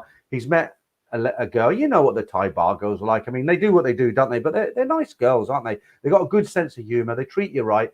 If you accept what they do and you just treat it for what it is, then it is what it is a common phrase. But, you know, what did she do to deserve being murdered, stuffed in a suitcase, thrown that suitcase into a river and floating 90 miles away? I hope personally, and guys, if you want to slate me, no problem. I'm telling you, this is my personal opinion. I hope the guy rots in jail and never gets out of Thailand. And I hope the girls' countrymen take care of him, so, you know, the Thai people don't have to pay their tax. I'm really angry about it, really thinking about it, so I'm going to move on from that. Poor girl. Right. MP says, was he in jail in Ibiza while waiting extradition? You'd like to think so, but I would imagine Ibiza, a prison in Ibiza is a lot. If you ask me, right, you can go to the Bangkok Hilton or a prison in Ibiza, I think it's going to be Ibiza, hands down, would win for me. Okay, Michael Whitaker says, have a good night, Peter. So you're off to bed, so you're going to have an early one tomorrow. Thanks for joining us, Michael. Yeah, Sam, guest of the kingdom. He will be a guest of the kingdom, and he'll be a long guest of the kingdom. Alex, I'll put that up. Alex says that guy will die in jail. He will, Alex, but what I'm personally hoping is it won't be of natural causes. I hope he'll get bunged in a cell with about 20 Thai guys who knows what he's done, and in the morning he'll come out in. Well, okay, I better not say too much. Nick Frankel, these scenarios give us foreigners a bad name. Absolutely. Black Bolt, that girl wasn't his only victim, apparently, according to the Thai Examiner. Okay, I didn't know that, Black Bolt. If you know more, just stick it here and I'll read it out for everybody. Give him the death sentence, Richard says. It'd be too easy, wouldn't it, Richard? You know, the death sentence, he's going to rot in jail anyway. If you give him the death sentence, he's getting off easy. I can't remember how they execute people in Thailand. I think is it firing squad or is it hanging? One or the other. But what he did for that poor guy, he deserves to either rot in jail or get, you know, like I said earlier, her countrymen take care of him. Right. Okay. Right, Bibi says, has he been convicted yet? He must have been, because they couldn't extradite him if he hadn't have been. Yeah, let me put that up, Marky Mark.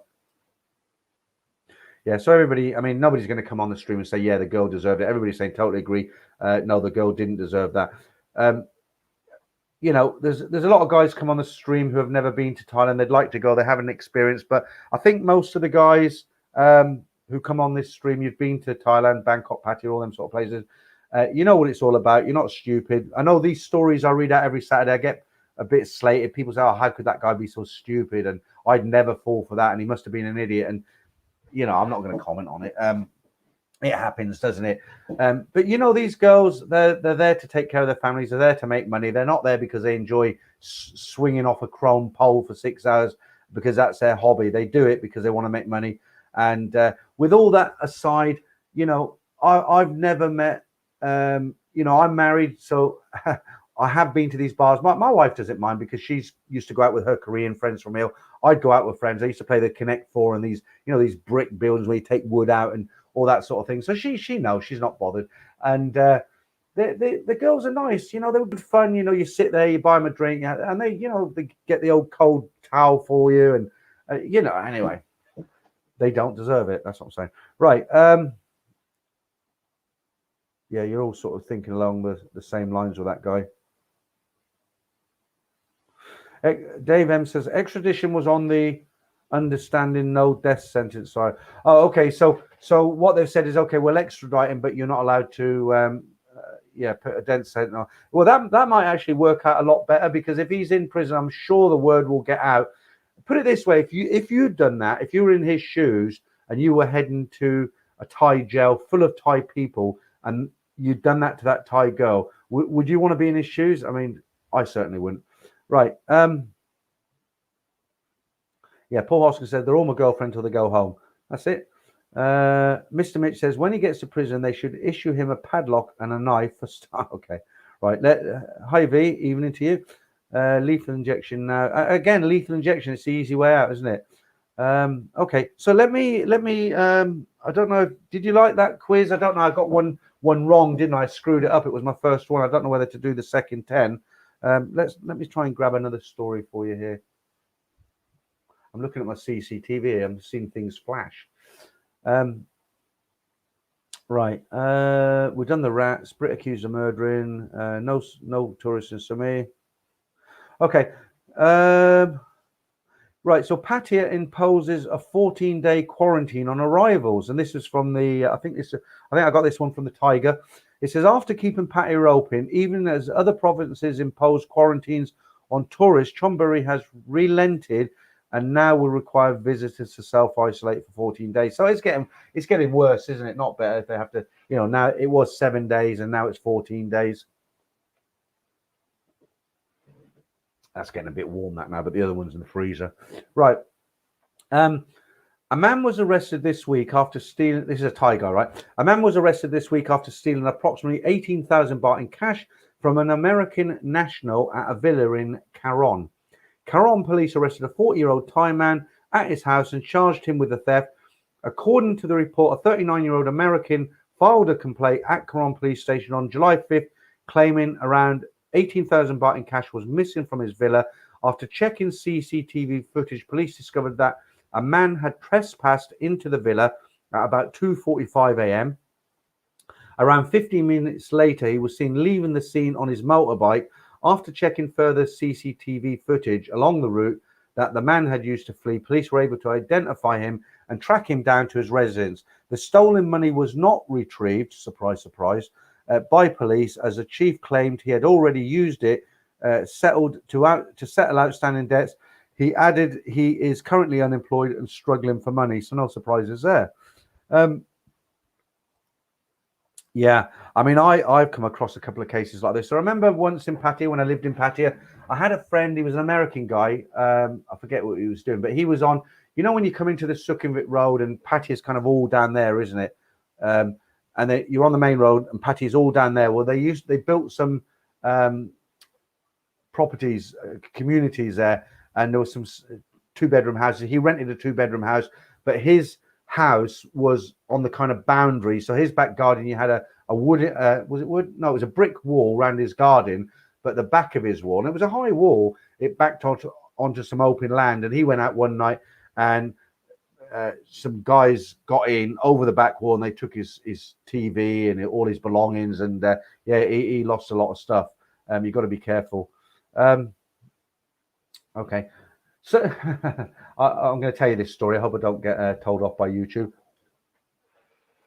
Somebody asked me a little while ago, they said, what's the strangest thing you've ever seen in a go-go bar? And I was thinking about it and I thought, well, that's not going to be very interesting because everybody's seen it. People get their bottles smashed on their heads and girls, lady boys hit guys with their high heel shoes and all that. But I suddenly remembered this story.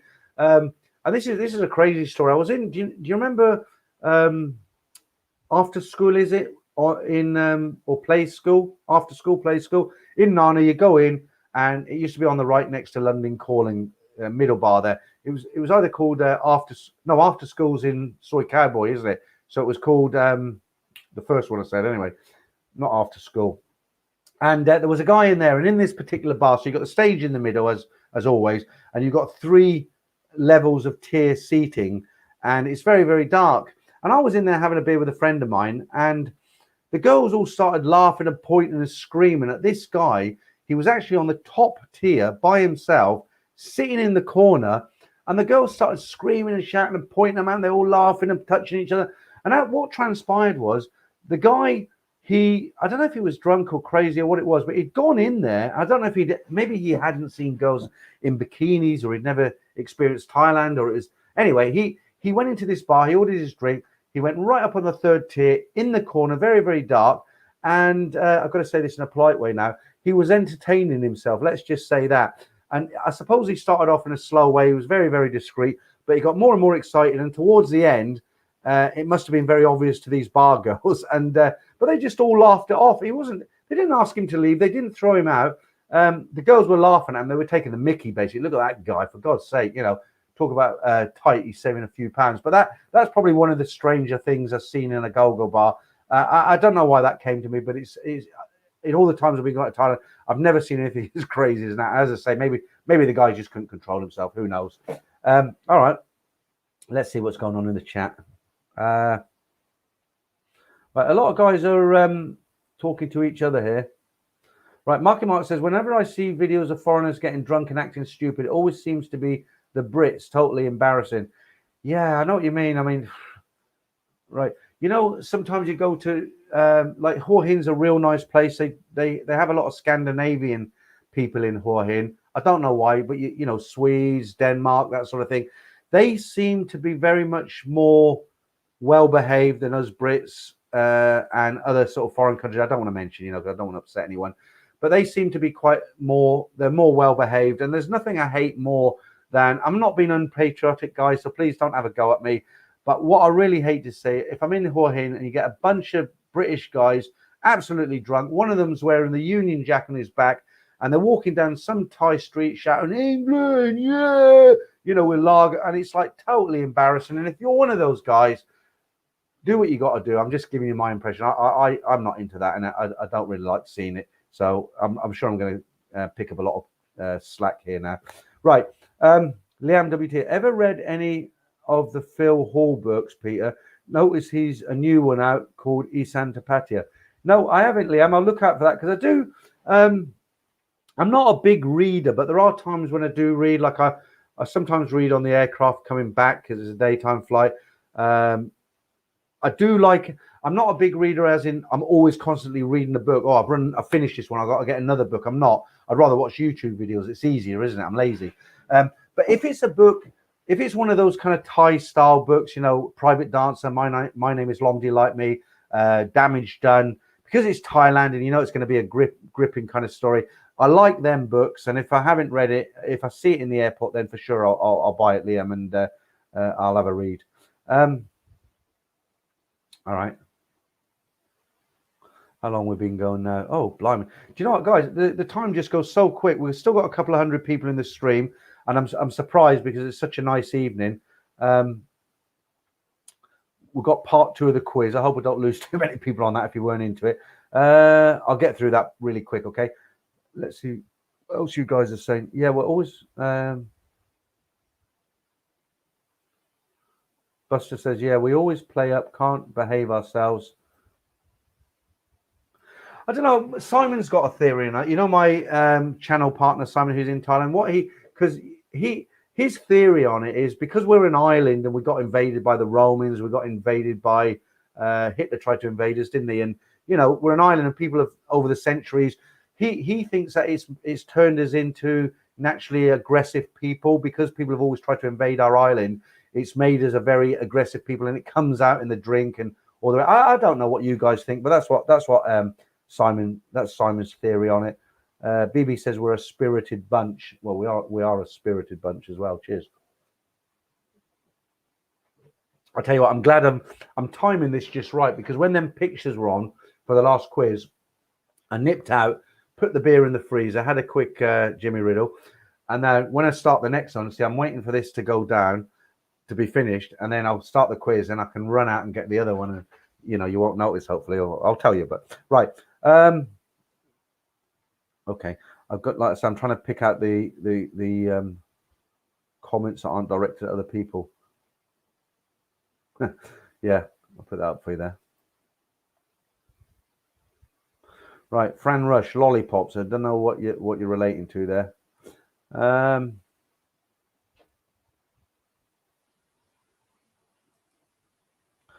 Siam, I am. How you doing? So you're saying good afternoon, yeah? Because I know where you are. We've been going for about an hour and 35 now. So I'm probably. I said to Damien, I speak to Damien on the phone sometimes. Damien Simmons. I said I'll try and keep it going for 3 hours because last Sunday I went for 2 hours 45 minutes without trying. But to be honest with you guys, there's no windows in this room. It gets really hot. I've got a fan going. You can probably see beads of sweat on my forehead there. The dust is making me scratch my nose. I'll try and keep it going 2 hours, but I don't think it's going to be longer than that tonight because it's really difficult. It's really stifling in here. I need to get out and get some fresh air. Okay. Are you talking about the guy who murdered the girl? I don't know what you guys are talking about. I mean, you're talking to each other. I mean, what the heck does that mean? Oh, okay. You're talking. Yeah, right. The pennies just dropped. You're talking about the. Yeah, I'll put this up because this is what I was trying to say without being rude. But the guy in the go-go bar, who the girls are all laughing at, this is what he was. What they were. This is what he was doing, basically. Yeah, hedge fund. I'll put that up. No, they didn't throw him out, and this is a typical Thai way of doing things, isn't it? If it was America, Australia, England, and you caught somebody doing that, it'd be like, you're disgusting, get out, you sick of me. I mean, yeah, of course it's bad. You don't do things like that. It's a bit indecent in front of people, but you're talking about go-go dancers, you know, that he didn't do it in the, you know, his local convent with the nuns, you know, attending their rose garden. It was go-go dancers, you know, so of course they're going to think it's funny. But you don't do things like that. But Thai mentality, they just thought it was funny, laughed at him, and you know, that was the end of it. No, it wasn't Simon Mark. Richard, I remember a go-go in Soy Cowboy had a glass floor upstairs, wonderful views. Yeah, that's mainly Japanese people in there now. I know exactly what you mean. If you come in from, what's it called, that one? Bacca's Bar. That's when you were on about. I mean, when it first opened, it was great because you're right. You go in and the ground floor isn't regular, but you look up and there's a glass floor, isn't there? And you've got these girls. You've got girls dancing on this glass floor, and then you can go up and you can watch that level. You can look up, but yeah, it's called Bacca's. But it's mainly frequented by Japanese and Koreans now, and now they make you buy a drink before you go in, which isn't a bad thing because I mean, who goes into a bar and doesn't buy a drink? I know some particular from one country where they do it a lot, but they're banned. They don't let them in the bars most of the time. But I don't want to be saying it here because people are saying I'm a racist. I'm not a racist. It's just they happen to do that a lot. Right. Bibi says, I'm a lager lout. Steady on. Brian Jones, Hua Hin, so relaxing. Don't see much bad behavior. Yeah, I like Hua Hin. I do like a bit of rough and tumble, like the patio side of things. But if I'm going with the missus, you know, Hua Hin is nice, you know, nice, got some nice seafood restaurant. The only downside with Hua Hin, the beaches aren't very good. There are a lot of rocks, and Hua Hin the translation is something like a Stonehead, something like that, because a lot of big rocks on the beach. But 20 minutes away in a taxi, 500 baht. Is it 500? You got Cha'am, and that's lovely. That's like Jumtian, but 10 times better. It's a crest. The bay is a crest. It's all palm trees. It's very beautiful. A lot of Thai, you know, these Thai restaurants, and they're cheap, and it's very nice. Right, right, guys, tell me about your experiences. What have you seen? Have you been in a bar in Cowboy or Nana? You've seen somebody get a bottle smashed on the head? Did you see someone get? I mean, you see these guys jump up on stage and they strip off and all that. You know, I've seen that so many times. But have you seen something that's not the norm like that? Right. Let me. Hopefully, these are a few of these. Taxi Dalal says, I remember being in Nana Plaza Bar and there was a shower in it, and the girls were trying to get me in it. Yeah, well, that became a bit of a trend, because what happens in those kind of places, if they do something and it's successful, everyone else says, hey, they're making more money than us, we need to do that. So if somebody puts a shower in, then they all start putting showers in. If somebody puts a jacuzzi in, I mean, I remember there was a bar, I don't think it's there, correct me if I'm wrong, but I remember when you walked into Nana, you got this, it's not the, is it the escalator? No, the white stairs are on that side. So you walk in the white stairs, the first go-go bar on the right, they had a fish, like a big fish tank in there. And I walked in and there was a girl swimming in this fish tank, you know. I'm like, blimey, hey, you don't see that down the Rose and Crown, you know. I don't know if it's still there. And it was called something like Splash, which obvious. Right, Damien, I got pulled up on stage on Angel Witch, haha. Plaza was excited. Angel Witch was a real happening place for a while. Dave the Rave, he managed that. Dave the Rave managed a lot of bars in Nana. I don't know if you know, he's done some Facebook posts. He doesn't talk to me at the moment because he's upset with me. He thought I was being rude to him. I wasn't. Dave, if you ever watch any of these videos, mate, get in touch. I wasn't trying to be rude to you. But Dave was, he was a manager. He managed it used to be called the Carousel. I think it's Billboard. He managed that one. I think he managed Hollywood, which was the bar before London Calling. And then he managed Angel Witch. And Angel Witch was owned by one of the biker boys, you know, one of these biker guys who's, you know, you just wouldn't want to mess with this guy in Bangkok, the part of a biker gang. And Dave worked for him. And, you know, he's had to come back, obviously. When Dave the Rave came back, he moved about 300 miles away from here, where I am. Was it? Sorry, a 300-mile round trip. And when he came back, I actually got in my car and I went up to see him and just spent the day with him. It was a place called, where was it? It was up North Yorkshire. It was Filey or somewhere like that. Scarborough. Was it Scarborough? We got a castle on a hill. But I drove up there for the day. I spent the day with Dave. We had a walk on the beach, the seafront, got, you know, fish and chips and all the rest of it. Had a good day with Dave. And then I recently read that on Facebook that he lost a leg. He went to a hospital in Bangkok because he had some problem with his toes, and it was a government hospital. They wrongly diagnosed him, and when he lost 3 toes, and then he came back to the UK. And I don't know the full story because, as I say, Dave thought I was being a bit rude to him, and he didn't want to talk to me. He said something to me, and I basically said, like, well, you know, if you're not happy, get stuff, sort of thing. And we fell out over something silly. And it's a shame because I've known him 25 years. And he came back here and he had his leg, something happened. It was cut off below the knee, and he had a Facebook post, and then it got cut off above the knee. I don't know where he is or what. I know where he lives now. He's in what's the name? He's in Stamford. It's not too far from here.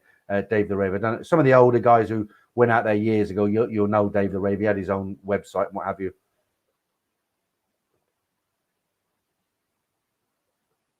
I better do the quiz so I can get the third one out.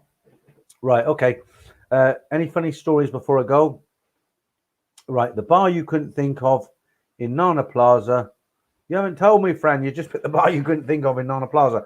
David Baker, Peter, I could recommend a book for you. Hello, Shadowlands. Okay, Patrick Wynn. I haven't heard of that one. Sam Moffat says, do we need an AC fund for the room? Do you know what? No, we don't need an AC fund. I'm not going to beg for money. But it's just what it is. This room doesn't have any windows, and normally it's okay. And the good thing is it's so well insulated that when you get a really hot day, if I've got anything to do on YouTube, I'm an early riser. I like the first part of the day. I don't want to waste it laying in bed. So I like to get up nice and early. I love the early mornings. And if it gets a really hot day, this room stays cool till about 2 o'clock. It's really well insulated. But after 2 o'clock, it's like an oven. Once it heats up, the heat just doesn't go. I've got a fan going. I have had the doors open. I feel stifled. I'm going to keep this going for a little while longer. But it's tough going. And I tell you what, when I finish this, I don't take my dog out so late at night. I'm going to do it tonight. But anyway, right. Before we get into anything else, if you've just joined us or you weren't here at the beginning of the stream, I'm going to play a little video clip that will touch your heartstrings, and after it I'm not going to speak about it because every time I hear it, it makes me well up inside. I'll just tell you what it is. It's just talking about how bad things are in Thailand again. I played this once already at the beginning, but I'm going to play again. If you weren't in the stream, this is made by a student. She's a Thai girl. She's in Singapore, and she's putting out a she's had her magazine by the Singaporean government, but she just feels for her countrymen. It's almost a begging video. It's so sad. She's very her English is very good. There's a bit of music in the background I didn't put on it. You have to really strain to listen to it, but if you turn your volume up a bit, you'll hear it. But it's just the desperation in her voice. I've edited it heavily because I had to take out the words, the Maxine and the Movid and what she's talking about. But I put it together quite. I think it's okay. I took out her face, logos, all that, so you don't see her. But where she's speaking, I've put in pictures, and I've tried to make those pictures match up what she says. And it's just a very sad 30-second video. As I said, I played it already. Let me play it again, and then I'll go straight into something else, okay? This is happening in Thailand right now. I really need your attention because our government cannot help us solve the problem. This doctor comes out and crying because he cannot do anything. We lost many people, including doctors. We lost many nurses too. We lost them. And that time there was no ambulance to pick them up. Bed and ICU is not enough. They sleep on the roadside. This, and this.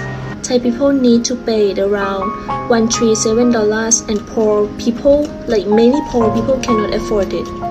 And that's called social inequality. Thai people will starve because they have only expenses and no income. Yeah, I'm Thai citizen and I'm studying in Singapore, but I got that for free, and I don't understand why if Thai people want it, why they need to pay for it. And I really appreciate Singapore government, but if it's possible, please help Thai people out, because now Thai people's tears are burning out in every second. Yeah. I mean, the only thing I will say on that is the same as I said the last time. That woman at the end, she's not a beggar. She's suffering. And what do you see? A smile from ear to ear. Fantastic. Right. Okay. So while I'm showing little videos, I'm going to repeat myself on this one as well. I'm being an e-beggar now for the super chats. If you want to be in the Nat and Dave video, again, I'm going to show this for a second time because it's an hour and a half into the stream. I showed it right at the beginning. If you do a super chat, we'll get Nat to say hello to you in the video. And to give you an example, Marky Mark's the first one she says hello to, but it's something like... Hi, Marky Mark. You look so handsome.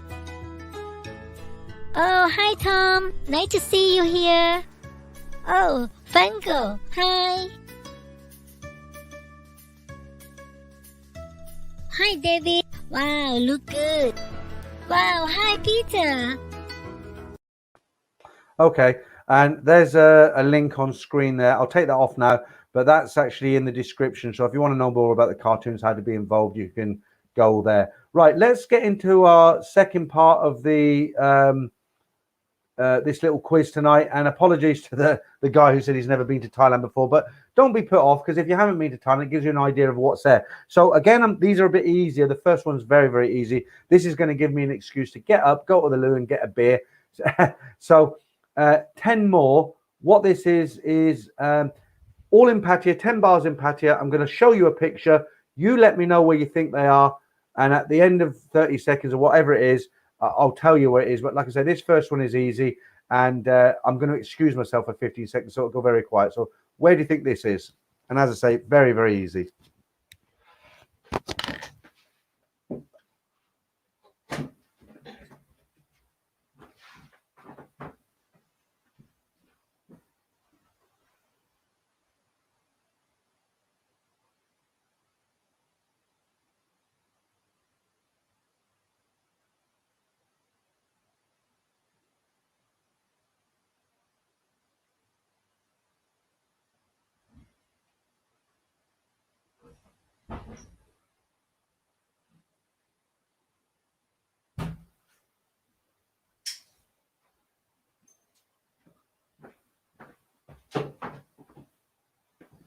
Right, I'm back, but I'm going to have to go again. You won't believe what's happened to me. Right, let me just see if anybody's got that. Right, I won't make a mistake on this one, that's for sure. Black Bolt, so close, but yet so far. Okay, somebody's got it there. Yeah, everyone's getting this. Damien's got it, Alex got it, Darren's got it, Addy's got it. It's not Walking Street. Richard's got it. Yeah, It's actually Soy 8. When you're on the beach road and you go up Soy 8, that's that bar on the right. It looks confusing when you see the picture, doesn't it? Because you think, well, I know it, but you know, maybe I don't know. But yeah, again, it's the Sailor Bar and Restaurant, and that's at the beach road end. Well, I mean, you can see the guy in the baseball cap there. If you look up at the sign, the blue one there, it looks so familiar, doesn't it? Now, guys, you're not going to believe what's happened to me. I got this beer out. I thought, yeah, this is nice and cold. I don't know if you can see this, but the ring pull snapped. How do I open that now? It's probably going to go all over the place. I think I'm going to have to go in the house and, yeah. I'll tell you what, I'm going to have to disappear for 2 minutes because I'll tell you what, I've got a cold in the fridge. I'll go and get that one. But I can't believe it. Look, the ring pull snapped. Just pulled it, snapped off. Right, I'll put another one up, but I'm going to disappear for 2 minutes. And like I say, these are a lot more easier. Right, guys, this is number 12 tonight, and give me 2 minutes to get the other one out of the fridge. Where's this? Where do you think that is?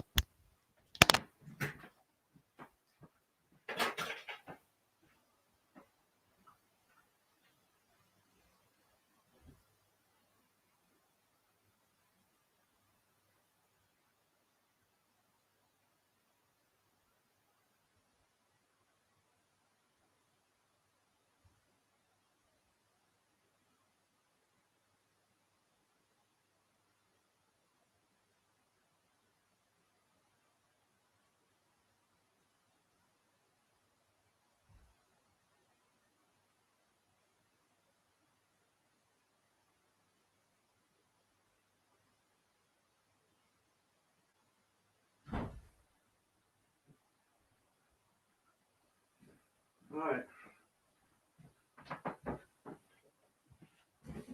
I'm back. As you can see, it's been there for a long time, so let me just go straight into the comments before I get back on camera. Okay, how many people have got this? Yeah, Richard, you got it. No, it's not Naklua, David. Richard's got it. Anyone else got it? No, it's actually the Pitbull Sports Bar on Soy Bacal. Okay, I thought a lot more people would get that because of where it's located, but obviously not. Do you know, I got my other beer and I had to. I'm in an outbuilding here. This isn't in my house, and I went outside. It's so nice, a cool air. I'm roasting in there, but I've got another beer. That's the main thing. Right, on to our next one. Right, where's this? The sign's up there on the left, so if you might not recognize it, but you might know the bar by its name. Just pouring this beer here. It's got a head on it so big it needs a flake, like a 99. Okay.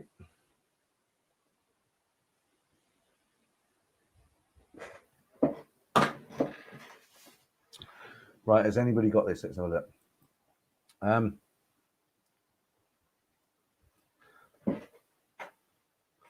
What number are we on?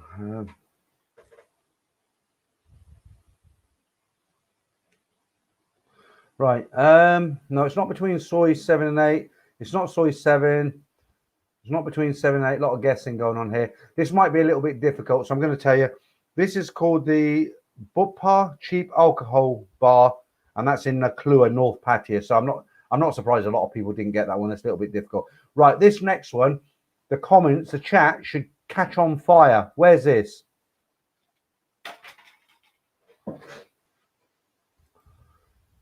And the only people who shouldn't be able to get this are the guys who have never been to Pattaya.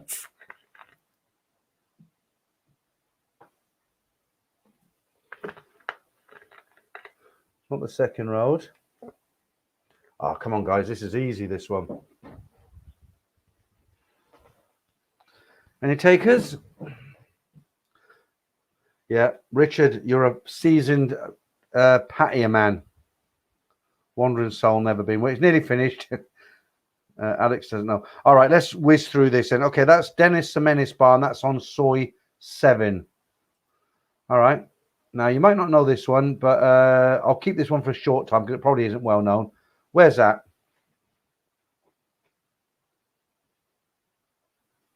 Quick look at the comments. Tom and yeah.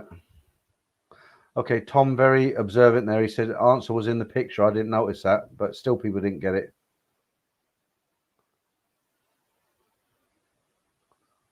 Yeah, people didn't notice it. No name. Trevor would be shaking his head. Right, I've been to Pattaya 12 times and I haven't a clue what that place was. All right.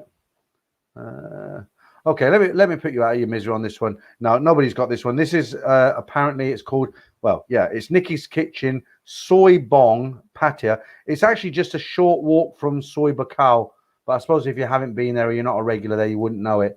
All right, what about this one? Again, it's one of those places that you'd have to sort of go there, wouldn't you? Oh, I'm on the third beer now. Right, let's whiz through them. That is the Royal Inn Kitchen and Bar. Anybody get it? No, nobody's got it. That is the that's on Soy 13/3 alley off the beach road. Okay, let's move on. Right, guys, if you don't get this one, buy yourself a triple vodka. Where's this?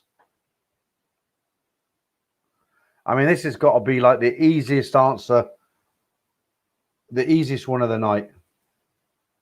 I'm not getting any right answers yet.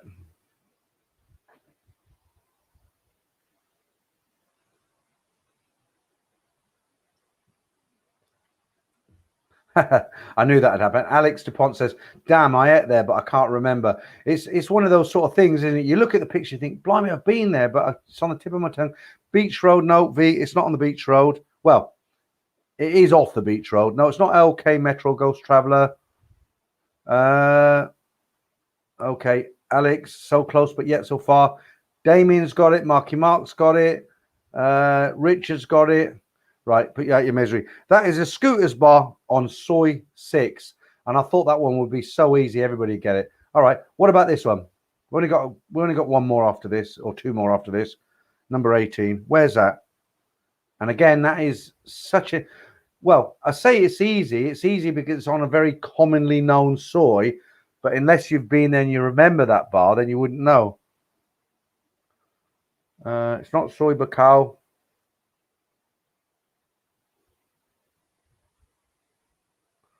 Yeah, I agree with you, Alex. Okay, hedge fund's making it complicated now. He said there are two Scooters Bar. Well, that one I showed you was on the location I told you about. Right, it's not Soy Diana.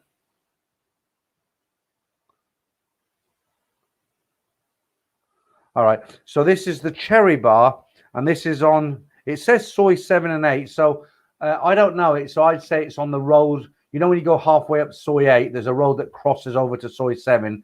It must be along there, and there's a cluster of bars there, isn't there? So it's obviously one of them. Right, let's move on to the next one very, very quickly here. Now, this one, if you don't know this one, guys, come on. Where is that? I'm just waiting to see who's the first one to give me the right answer. It's a good job Trevor's not in the stream tonight because he'd get it everyone straight away, wouldn't he?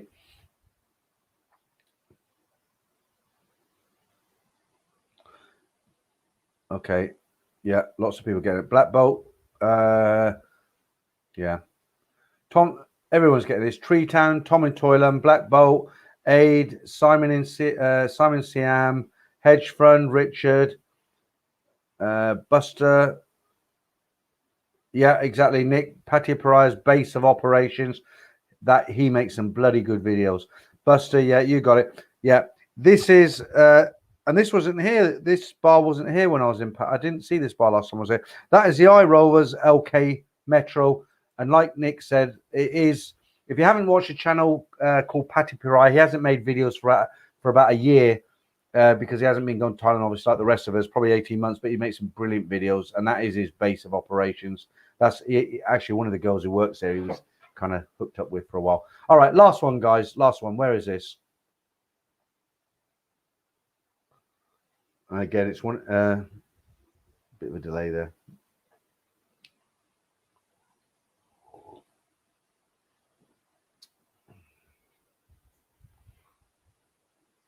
So this, I mean, it looks like it's they took this photograph when they were just opening it.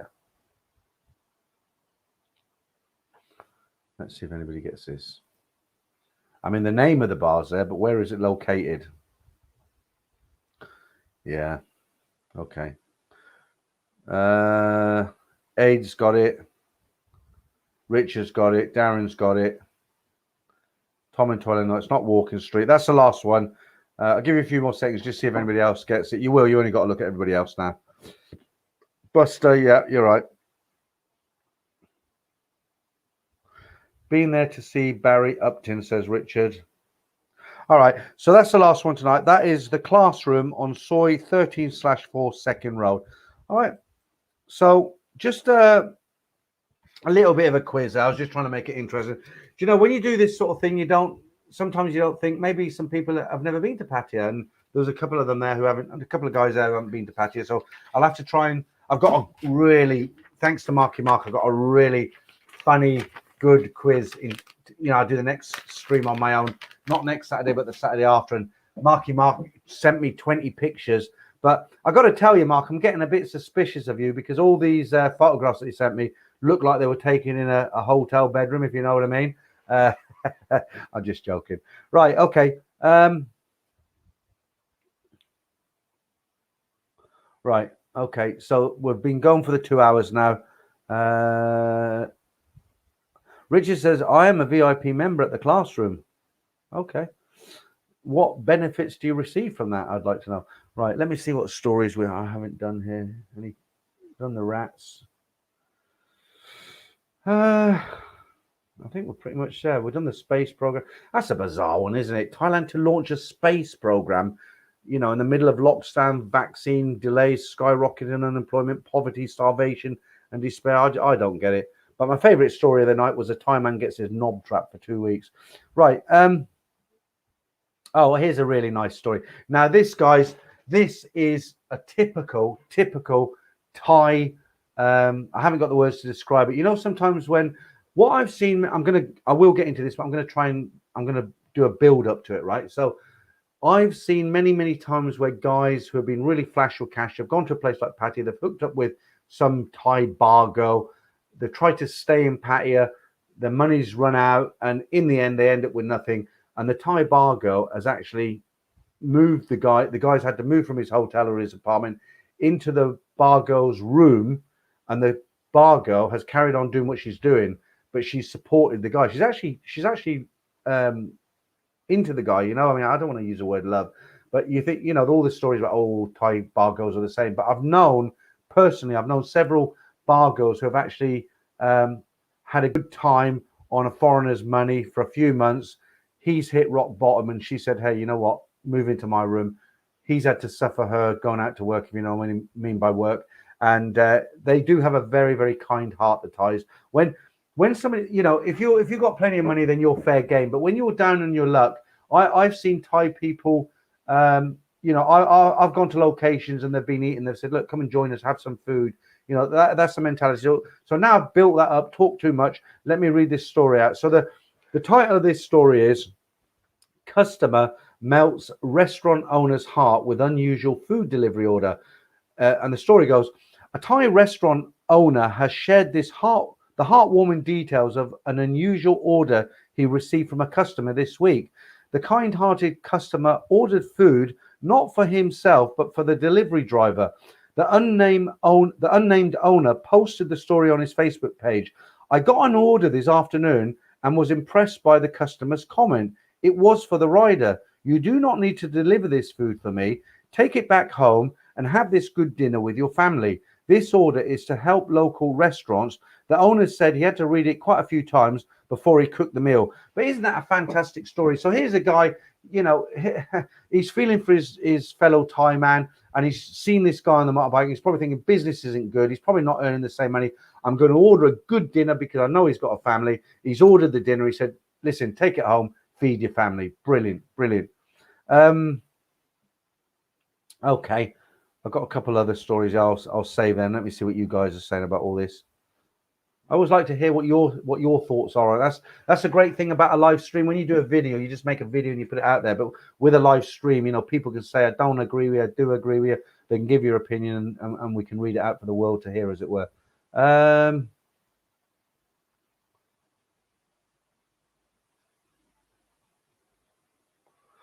I don't know where that comes in, Neil. Nana Plaza Mermaid. Ah, okay, thank you.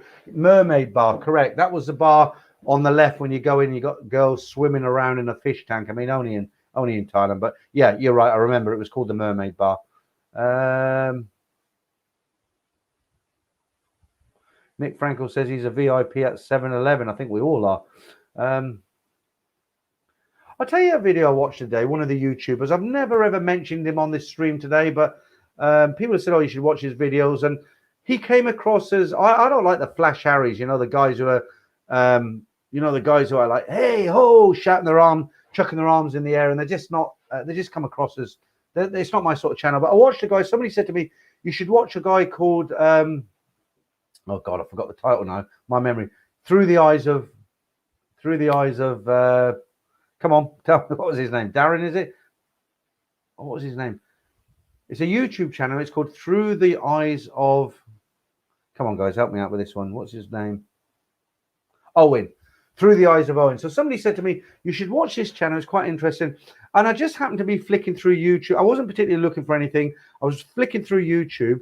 And I come across one of his videos, and he was in his garden. He was cutting a hedge, and it was quite interesting because he was talking about Thailand, and he was saying in this particular video, what he was saying is somebody had got the all clear, they'd got the certificate, they got on the plane, but by the time they got to Thailand, they had a positive result. And what he was saying is, did they really have a positive result, or was it a scam just to make him stay in a hotel and pay out so many thousands of baht, a government hotel? And he was talking about stuff like this. No, I found him quite interesting. He wasn't sitting in front of a camera like I am talking. He was sawing wood, he was cutting his hedges, all the rest of it. But it was quite an interesting video. I might watch a few more of his. As I say, personally, I don't like the guys who are sort of overdoing it, but that was quite interesting. Okay.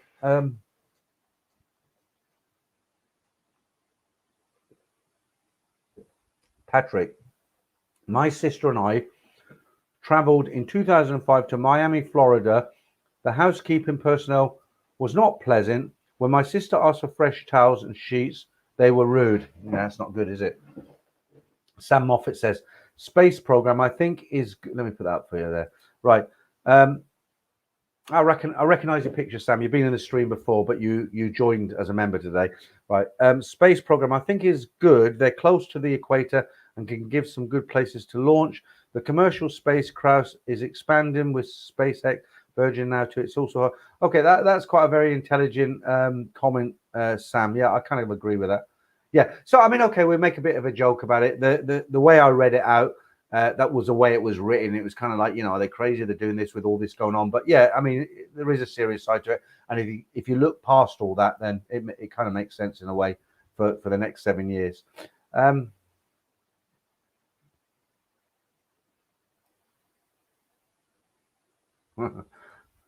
I'll put that up, Richard.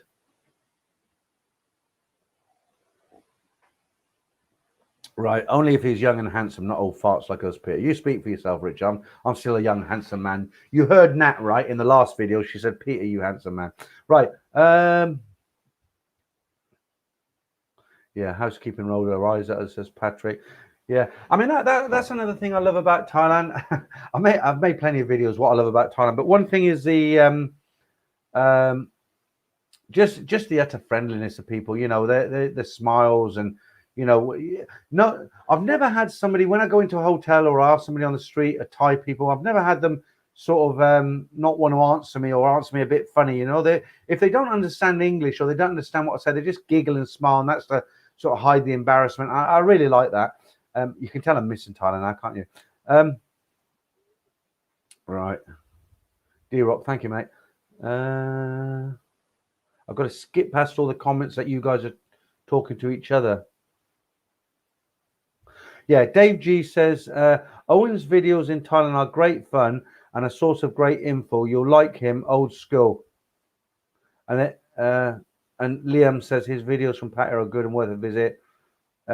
Dave Andrew, Paddy Doyle is also doing a great channel. Yeah, Simon mentioned Paddy Doyle. I mean, to be honest, guys, I don't really have a lot of time to watch a lot of YouTube channels. As you know, I was a guest on Buzzin' Pattaya. I went on his channel and he came on to Thailand Bound, and that was quite fun. we actually asked about 6 different YouTubers, would you like to be a guest on our live stream, Simon and I's live stream? But most of them didn't write back to us. And I don't think it's because they're ignorant or they don't. One in particular I'm thinking of who I like. I just think he's a very, I don't think he likes to get involved with other people. He likes to do his own stream. He does his own thing. And he doesn't really want to mix with other people. And that's fair enough. And you might know who I'm talking about, but I won't mention it. D-Rock says, we're all handsome men in Pattaya. As long as you got a few pounds in your wallet, D-Rock. Once the money runs out, you're no longer a handsome man. Yeah, Mr. Mitch, the eyes of Owen. Yeah, I did remember in the end there, called old age. Yeah, Marky Mark. It's called the land of smiles for a reason. Yeah, they are so polite. Right, Andy Holmes.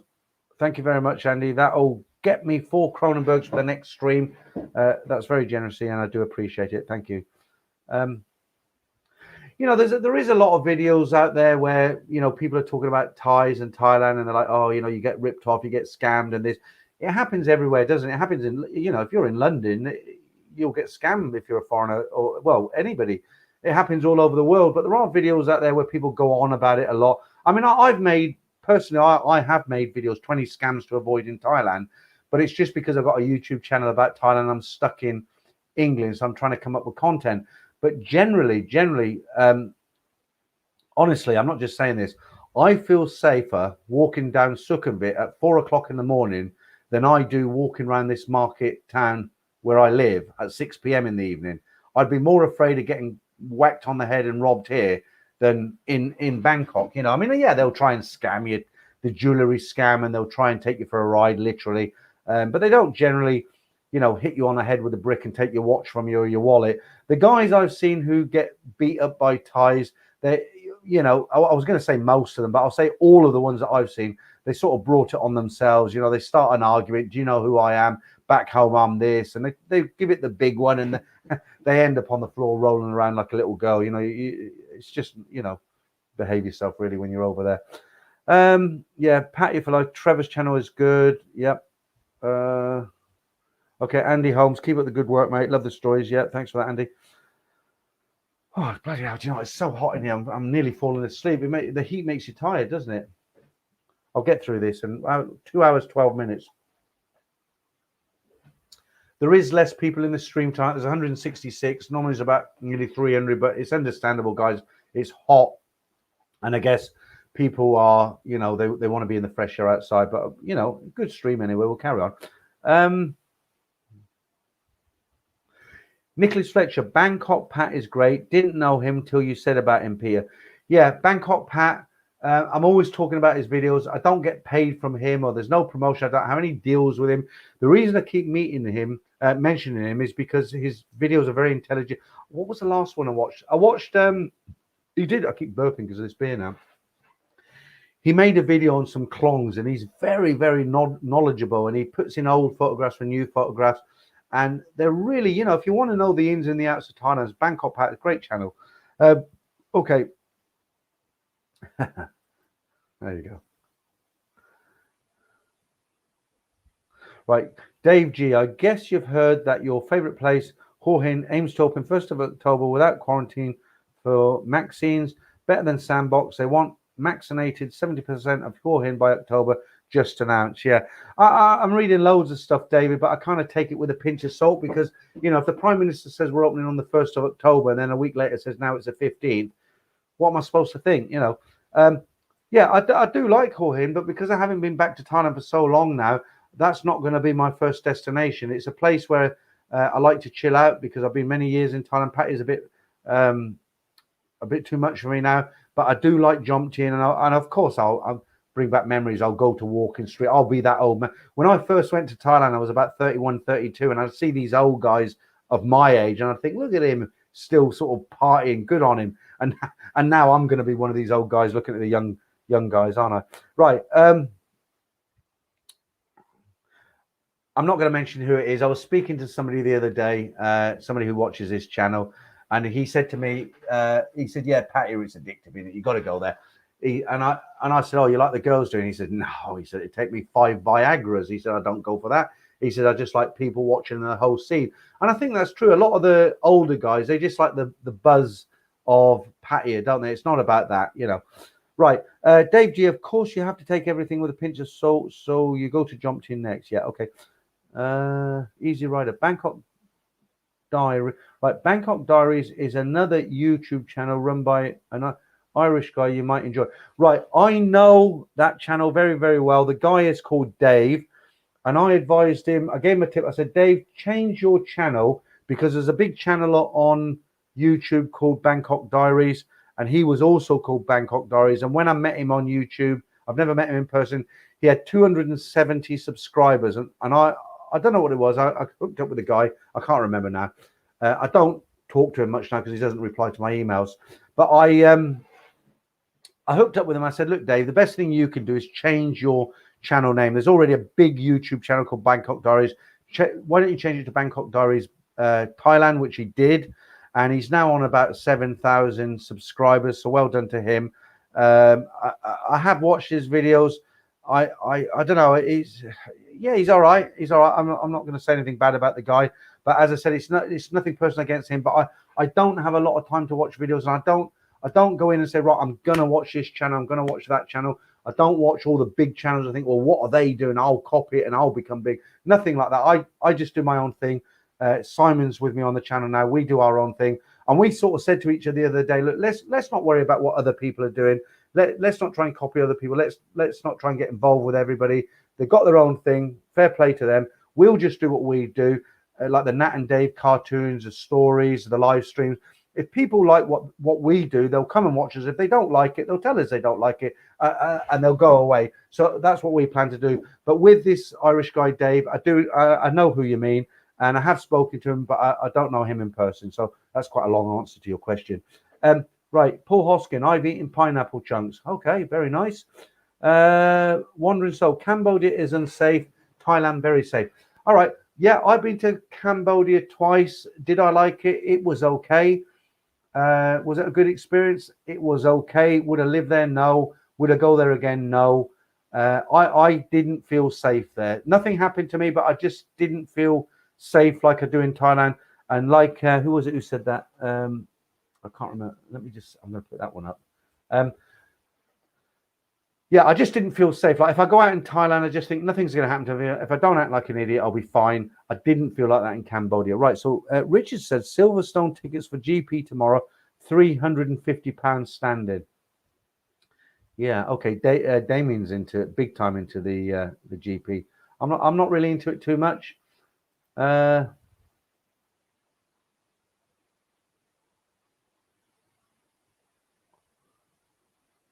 Okay. Right. Richard said, do you like CB Media? We'll put it this way. I haven't watched a lot of his videos, but what I will say is this. I don't dislike him. The videos I've seen him do, I think he's a great YouTuber for this reason, because he's not a guy, okay, look, I'm sitting in front of a camera, I've got a green screen and I'm just talking, I'm trying to get by, but I'm stuck in the UK, aren't I? There's a lot of YouTubers that are in Thailand that I feel don't make the effort. They do live streams and they do the same old thing. They walk around the same old bars, the same old streets.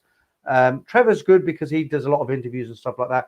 But I just feel there's a lot of, I'm not going to name anybody because I'm not criticizing anybody in particular, but I'm just saying I feel that there are YouTubers in Thailand who could do better because they're in the country, aren't they? And CB Media, he gets out there. He's a petrol head. The one video I did watch of his, I thought it was very, very good. He went to some kind of a Thai motorbike racing place. They're all small, 125 like Kawasaki, Yamahas, that sort of thing. And it was a real big event, but anybody could sort of, by the looks of it, anybody could ride in this race. And they were down on the tanks, and he was up on a high ledge, and it looked like he could fall out of there actually. But it was a good video. He made the effort. He went there, and it was very entertaining. So as far as it goes, CB Media, I think he makes an effort. As I think the other guy, what's his name? Working from home or something like that. It's called, or working for myself. But he's a guy who working for you. That's it. Yeah. He gets out there and he makes the videos. He's not sat at home or in his apartment filming. Look at the sky. It's very nice tonight. He gets out there and makes a lot of videos. So yeah. Okay. Yeah. Okay. Look, Wandering. So he says retired, working for you. Oh, where's that gone? Did you say it's a good channel or? Oh yeah, there we go. Wondering, so retired working for you is a great channel, but again, I don't have time. I mean, I watched one of his videos. I can't criticize him because he's got like about 10 times more subscribers. I mean, he does make some great videos, but he did one where I felt he drank a bit too much on this live stream, and I was like, it was kind of, you know. But I looked for it the next day and it was gone. So he obviously looked at it and thought, no. Right. Thanks, Richard. Okay. Yeah, I can't take any credit for these because that's down to Simon. I keep saying this. I was on 17,000 subscribers and the channel was getting a little bit stale, and I was getting sort of 400 or 500 new subscribers a month, but I was losing 300 subscribers. I thought I either pack this in or I've got to do something. And I hooked up with Simon, and we got a lot of things planned, especially when I get back to Thailand. But he's brought the Nat and Dave videos into the stream, and they're doing extremely well. Even I can't wait for them. You know, I mean, I'm like on the phone. What's the next script? What happens to Nat? You know, and they had Dodgy Damon's detective agency today. Right, Andy Holmes says, tell us your favorite story you've ever heard. So, Andy, I don't know, do you mean like the saddest story or the most fun story, or what that people have sent in to me? I think one of the nicest stories was I can tell you the worst story, but I won't tell you that now. I think one of the nicest stories, I read out all these stories. I've got over 100 now because each video's got 3 or 4 stories. I think one of the nicest one, I can't remember the detail of it, and it's late and I've had a few beers, but I'll give you the ground of it. So basically, one of the nicest stories was a guy, he went out to Thailand, he got out of a real messy divorce. His wife was really horrible, took him to the cleaners. The guy was totally depressed. He was kind of almost suicidal. And for some reason, he went out to Thailand. He wasn't, he was financially stable, even though his wife had sort of tried to get most of the money, he had money hid and all the rest of it. Anyway, he went out to Thailand, and then he had this attitude, right, no more women. I'm going to play the field. I'm going to enjoy life, and I'll be single to the day I die, and I'm just going to enjoy Thailand. And he went out there, and he met a girl in the go-go bar. And where the go, he used to live on the end of Soy the end of Soy Cowboy. If you're walking towards, I can't remember which end it is now, where the petrol station is, you're walking along Soy Cowboy. The last bar on the left is Baccarat Bar, and there's an apartment building right in front of you there. He lived there, and he met this girl in I think it's called Our Place. It was a go-go bar. I don't know if it's still there, but as you come into Soy Cowboy, Baccarat Bar is on your first on your left, on your right. The first bar on the left was called Our Place, or it was the second bar. So he lived in that apartment. So he'd come down, he'd have a few drinks, he'd go back, or he'd, some nights he stayed out late, some nights he just had a few beer. But he particularly liked this bar, and he got into a relationship with a go-go dancer on the stage. You know, she's dancing, and for him it was like, well, I'll never get serious with this. It's just she's a nice girl. When I come into this go-go bar, he buys her a few drinks, they sit together, she gets him the coat towel, a little bit of a massage, and that's all it was. But because he's on his own, he used to get lonely. So he used to go in there and say, look, I'll bar fine you tonight. I don't want to particularly take you back, but let's go out for dinner. Let's go to the cinema. Let's have a nice night. And he actually enjoyed the company. She could speak pretty good English. And I'm still, there's a long answer to your question. What was your favorite story? So he met this girl in Our Place go-go bar. He used to take her to dinner, take her to the cinema. They went to markets and all the rest of it. And he didn't fall in love with her. He wasn't a mug. He didn't get robbed by her or anything. And he just enjoyed her company. Anyway, one day he decided, I'm bored with Bangkok. I'm going to move to Pattaya.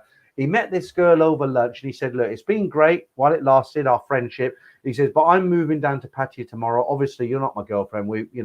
I pay you for your time, and goodbye.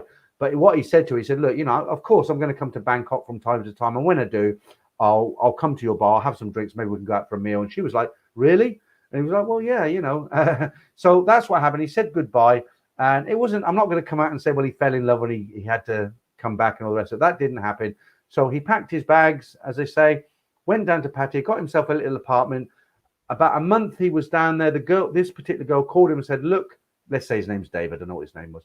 She said, look, Dave, I've got a few days off. Can I come down and see you? I miss you. I just want to hang out with you. Nothing, just friends. And he was like, yeah, why not? No problem. She got down to Pattaya, and he was like, look, it's friends, right? You can stay with me. What happens, but it's only friendship. Yeah, no problem. They went out. They really enjoyed each other's company, beachside restaurants. They went out to shows at night, usual sort of thing. He enjoyed the company because don't forget, he was now single. She went back. He's got no sort of hang-ups about it. He was, yep, fine, see you next time. And this went on 2 or 3 times. She'd come down another time, going to come down and hang out. And in the end, the 3rd or the 4th time, she came down and said, look, I've got a couple of weeks off because of this. Can I come down and I'll cook for you and all the rest of it? And he's like, why not? And he still hadn't sort of fallen into that trap, you know, where, oh, I'm going to marry her. She's going to be my girlfriend. He took it for what it was. She's a nice girl. She's my friend. I enjoy her company. If she wants to come down and join me, why not? And that's what happened. She came down again. And after a while, she ended up staying there. And he was like, well, this is okay. And to cut a long story short, because I am going on a bit now, this is a very long answer to your question. What happened is he went back to the UK. He was from the UK. He went back to the UK. She got pregnant from him. It was all tested and DNA test, whatever they do. It was his child. They went back to the UK. They had a daughter. The daughter ended up going to Loughborough University. She got some kind of degree to be a vet or something like that, or a doctor. I don't know what it was. But they lived happily ever after and rode off into the sunset. So that was my favorite story, because that was a guy who went to Bangkok. He actually went into a go-go bar, ended up marrying this girl, and they had a daughter who was very successful in university. I just think it was a brilliant ending. I know that was a long answer, but I couldn't do it in a short one. Okay, right. Let's move on now. Okay, H5PJH. Thanks, I appreciate that. Neil, have you been to China? I have been to China, because if you don't know me, if you haven't read my bio on the website, the reason I was in the Far East is because I was in the hotel industry. I worked for a big chain, international chain. I did 2 trips to Beijing. I was in, I don't know if I can boast about this, but I was in Beijing the day they opened the very first McDonald's in China, which is in Beijing. I was there then. I didn't like, they sent me to a place called Dalian, which is a seaport.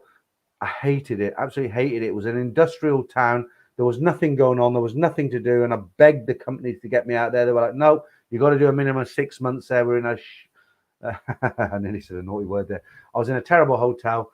The hotel I was working in wasn't quite finished. So normally when I was working in hotels, we'd have a room in the hotel, but because it was a new hotel, they put us in a Chinese hotel. I lost 4 stone because I couldn't eat the Chinese food. I'm probably going to get some Chinese person come on and say, you don't know what you're talking about now. But honestly, guys, if you're in the UK and you think food in China is like you get from your local Chinese takeaway here, it's not.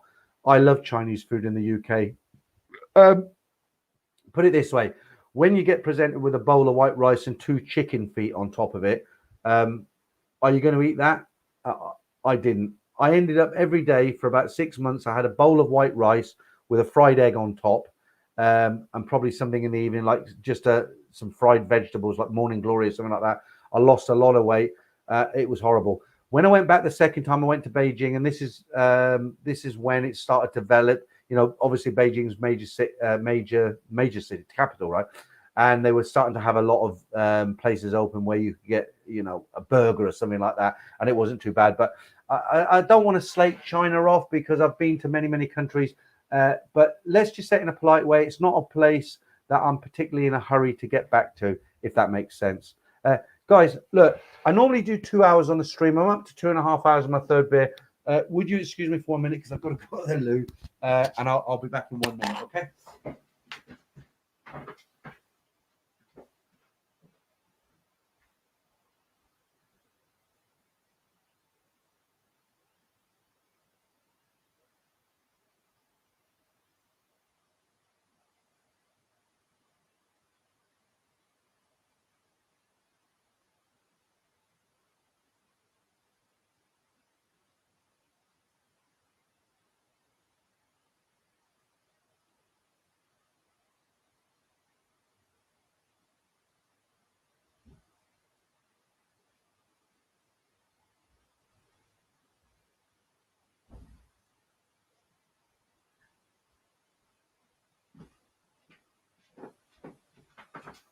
Oh.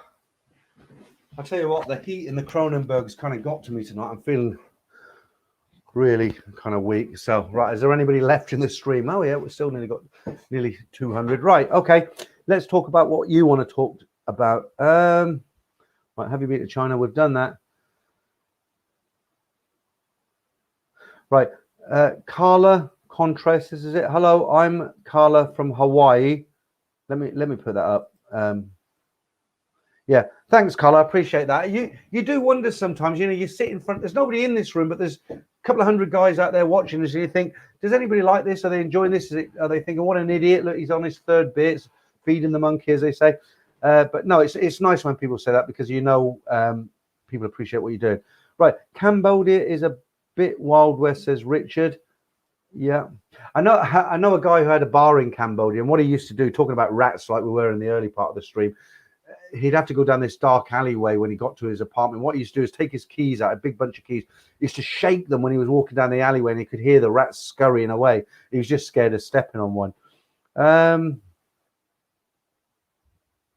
Okay, Marky Mark says, if you can keep the stream going for another 30 minutes, you'll break the record, and I'll throw in another $10 for a Cronenberg film. What's the time now?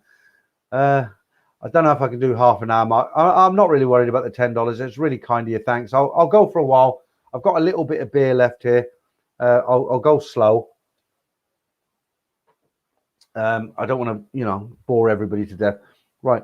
Patrick went. So I was going to mention Skyfall, but that's in Bangkok, as you well know. Paul Hoskins says, I've never had any trouble in Thailand. We've all been ripped off up to a point. I've got in tuk-tuk said at Patpong and said, I never get the tuk-tuks that wait at Patpong, because they're the worst. But you walk down the road a little bit, you flag down a tuk-tuk, it's like, hey, foreigner, and I've ended up paying 200 baht to get to Soi 4, Sukhumvit, where my hotel is, and it should be 50, 60 baht. A Thai person would probably pay 60 baht, 40 baht, I don't know. But you just accept it, don't you? Because you're tired, you've had a lot to drink, you think, I don't want to fight, and I want to go home. And the thing with the tuk-tuks, they can buzz through all the alleyways. And I've done it myself. I've said, there's your 200 baht. I know it's wrong, but it happens. And we've all been ripped off in that way. But I've seen guys get bottles smashed over their heads, not only foreigners, Thais. I mean, I told you a few weeks ago, I was going to go to Simon's house. I was walking down Soi 4. Nana's over there. I was on this side, passing that little pharmacy, and this trampy hobo fella, I don't know what you call him, he's Thai, really matted, dirty hair, flip-flops, really black skin from sleeping in the, outside in the sun. And one of these noodle sellers, they wear the little white cap and all the rest of it, came running past me. I didn't know. I just looked and thought, that's unusual. And this guy's in front of me. She smashed his Heineken bottle on the back of him, and he just started rubbing his head like this. She ran. I mean, I looked back and she'd running, and he then ran after her, but of course he didn't catch her. So I've seen that plenty of times. Right, Damien, Richard 46 is a Rossi fan. Okay, it's a motorbike talk now, or Grand Prix talk. Mr. Mitch, retired working for you. Yeah, that's it. Okay, Black Bolt. Lots of people looking forward to the Grand Prix tomorrow. Right, Black Bolt, you still haven't told me who that character is. I could go and look it up. I could go and put in famous black actors or colored people. I don't know the terms. Apologies if I said that wrong. And I know who he is. I just can't remember his name. I did ask you. You haven't told me. Who is he? The guy with a hat on. Right. Yeah, D-Rock says, it seems like a CB Media seems like a good guy, and he has experience with cars and bikes, etc. Yeah, that's this kind of thing, isn't it? It's the bikes and everything. The petrol head. I watched... I said this earlier, Ed Sweeney makes me laugh, I mean, he's like, when I do this stream, I'm not taking the mickey because I love Ed to bits. He does a great stream. But when I do this stream, there's a lot of preparation goes into it. The photograph, let's change that to something a bit more racy. Hang on. And I'll tell you what I was going to tell you. There we go. There we go. I don't know what soy that is. She looks like she'd take the gold out of your teeth, doesn't she? When I do my live streams, I put a lot of preparation into it because I don't want to get, the chat doesn't always keep going, and sometimes it dries up, and you need to be able to fall back on something. And if I do the stream with Simon, then he knows when I'm sort of struggling, and I look at him and I know when he's struggling. We can bounce off each other. But when you're on your own going for this long, Bangkok Pat actually said to me last week, because I went for 2 hours 45 minutes on the Sunday, and he said to me, he said, what the hell are you, how can you talk for nearly 3 hours and keep people engaged. But what it is, I do a lot of preparation in the afternoon, so I dig out the stories, I get the pictures. The quizzes are just something a little bit extra. I don't know if I'm going to keep going with them. But Ed makes me laugh because he's a guy, he just switches on, go live, and he's probably just come out of the shower and go live. But I was watching his stream, the start of his stream on Thursday, and he's pressed okay, go live, and he's sitting there like this, and he's got a drink, and he makes all these noises when he has a drink. It's comical, actually. So he's waiting for the people to come in. So he has a drink, and he's like, and then he'll have another one. He did that 3 times, and then he'll say, one person's in the stream. But Ed, if you watch this, I'm not taking the mick, mate. Yeah, I like your streams. It's just comical. Right. Damon, you old dog. Thank you very much. I'll call you tomorrow. You want to marry Nat? You and about 20 others. All right. Right. Richard says, yeah, I think people are taking bets on where Ed Sweeney's going to go, because he said he was going to go away for 7 weeks, definitely. And Mexico seems to be the firm favorite. Let me just refresh this and see how many people are left here. I might be talking to myself. No, we have got 165 in. Okay. Right, Mr. Mitch, got to run now, Peter. Thank you for another great live stream. Thanks, Mitch. Take care, everyone. See you all later. Health and happiness. Yeah, I mean, I sometimes forget it's Sunday, isn't it? And people have got things to do. I mean, I'm yakking away here, but I'll keep going for a while. There's still plenty of people in. Not as many as a normal Saturday, but that's understandable. Yeah, Damien's still up. Past your bedtime, Damien. Let's change that again and get something a bit more. Let's go to patio for a while. There you go. Right.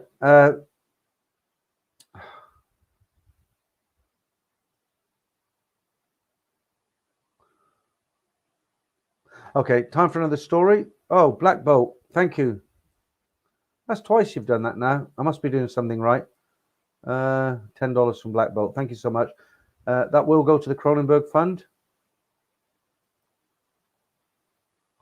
Okay, let's see what you guys said, and we'll read another couple of stories out.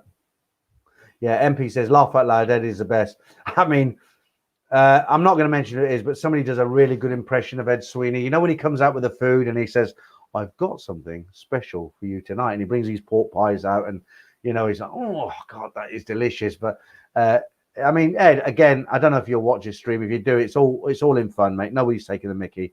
Right.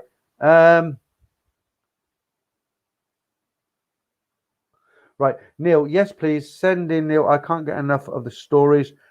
Okay.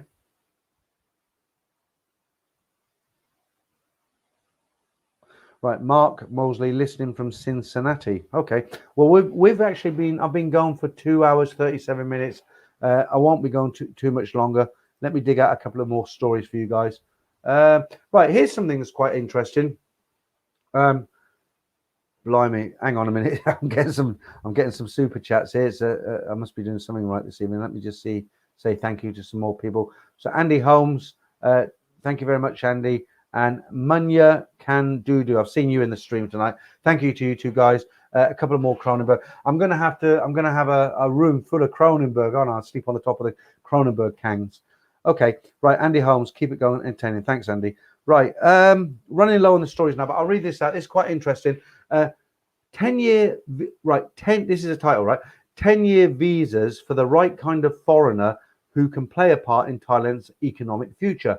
And before I read this out, I can tell you I'm never going to get a 10-year visa because I don't fit into this category. But what it says is the Center for Economic Situation Administration is pressing ahead with plans agreed by the cabinet in June to offer a long-term 10-year visa to elite foreigners who can bring both investment and valuable I can't read the word now. Expertise to assist in the development of a Thai economy. The new visas will also come with extended property ownership rights. It comes as the World Bank has called on the government to redeploy support infrastructure using during the current situation. So what I'm reading for that basically is if you wanted to go to Thailand, you've got a company, you go in there, you're going to bring in some assets, some money, and set up and maybe employ some Thais. They're saying, okay, you can own a foreigner, you can own a property, and we'll give you this 10-year stamp because you're bringing something into the country. All right. And you might like this last story, but this isn't going to help anybody now. So the title of this is Baht expected to weaken further as investors take refuge in dollars. As of Thursday, foreign investors were continuing to sell their Thai assets due to uncertainty caused by the current situation in the country. This situation would lead to a gradual weakening of the Thai baht. The current situation is expected to further strengthen the dollar and put pressure on the Thai baht. So yeah, guys, I mean, what that is basically is people are saying, look, we don't know if the because Thailand's really having some problems now.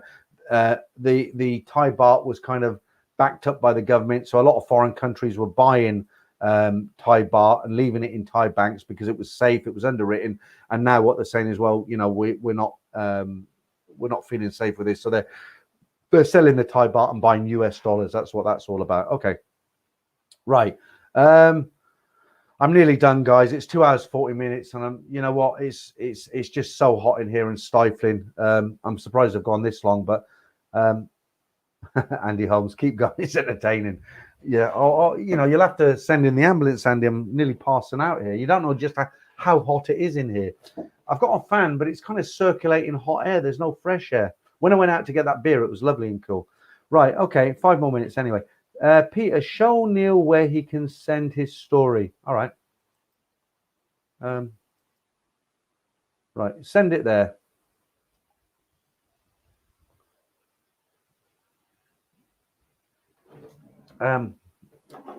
This is what I've got for later.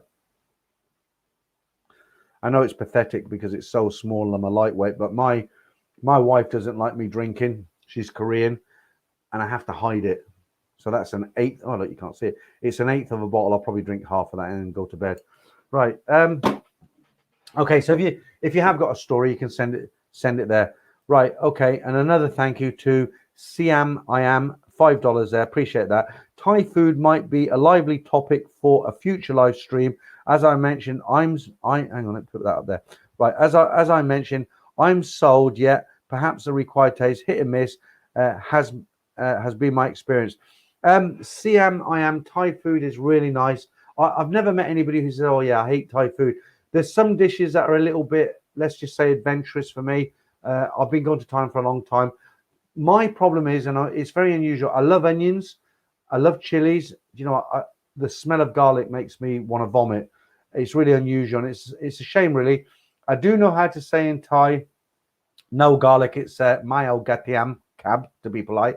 But it's unfortunate because a lot of Thai food is already prepared. You go into a kind of food hall, a food court, and it's already in the metal bambaries. You say, well, I have this and I have this, but it's already got the garlic in it. Andy, thank you, mate. I appreciate that as a donation from you as well. You guys have been great tonight.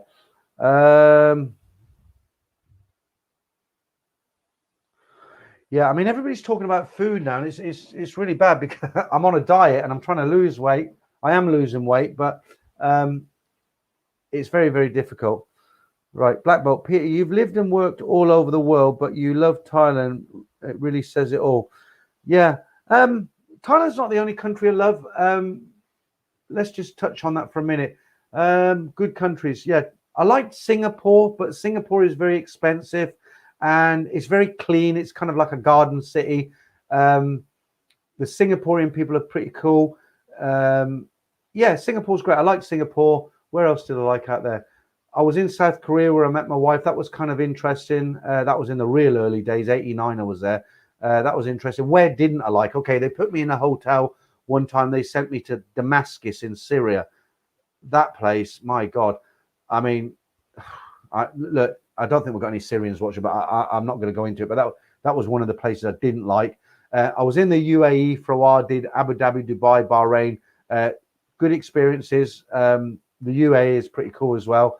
Did Indonesia for a while. All over really. But yeah, Thailand's my favorite place. I have looked at Cambodia. I've been there. I've been to the Philippines. Philippines was okay. The traffic's horrendous. The pollution's horrendous. But then again, I only went to Manila. I'm sure if you go outside of Manila, there's some beautiful places. The positive thing about the Philippines is a very good level of English there, isn't there?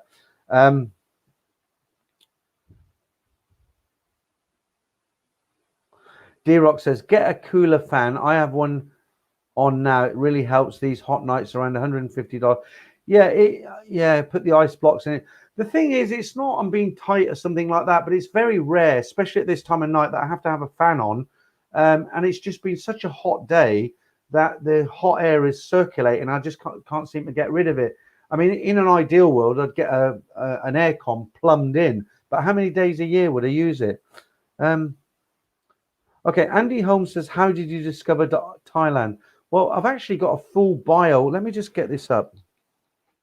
I've got a bio. Simon's got a bio. We have actually got a website, and that tells you actually how I got to Thailand, what I did in Thailand, how many times I've been there, where I've lived, everything. And I'm just going to copy and paste this link to you guys. And if you get bored, you can have a look at this.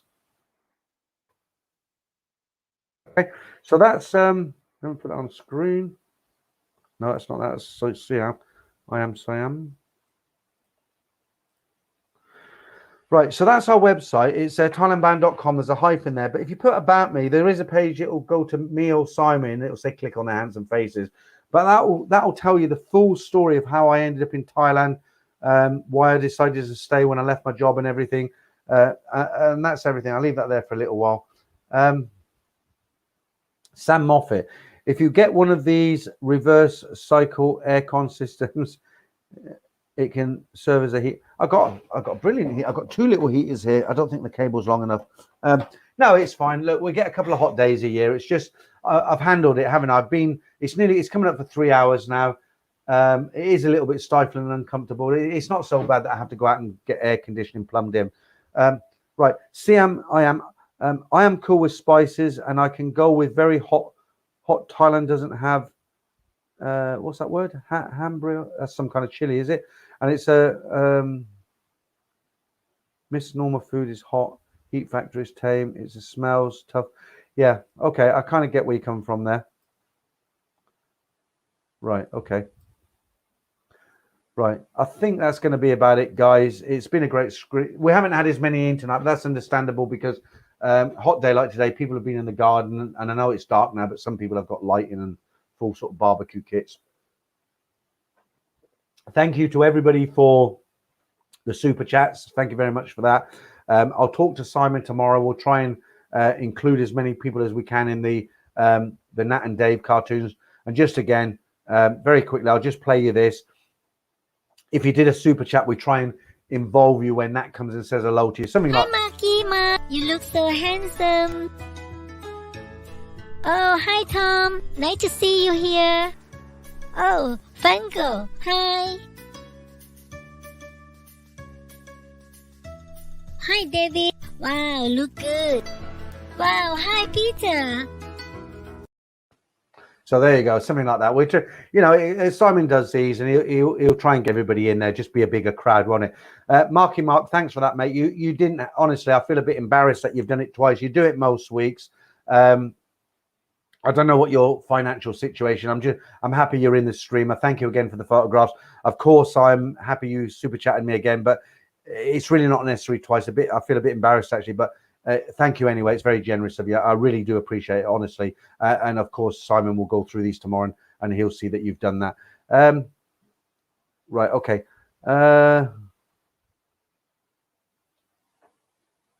Paul C, yeah, thanks, mate. I'm just going to finish off now with a few of your comments.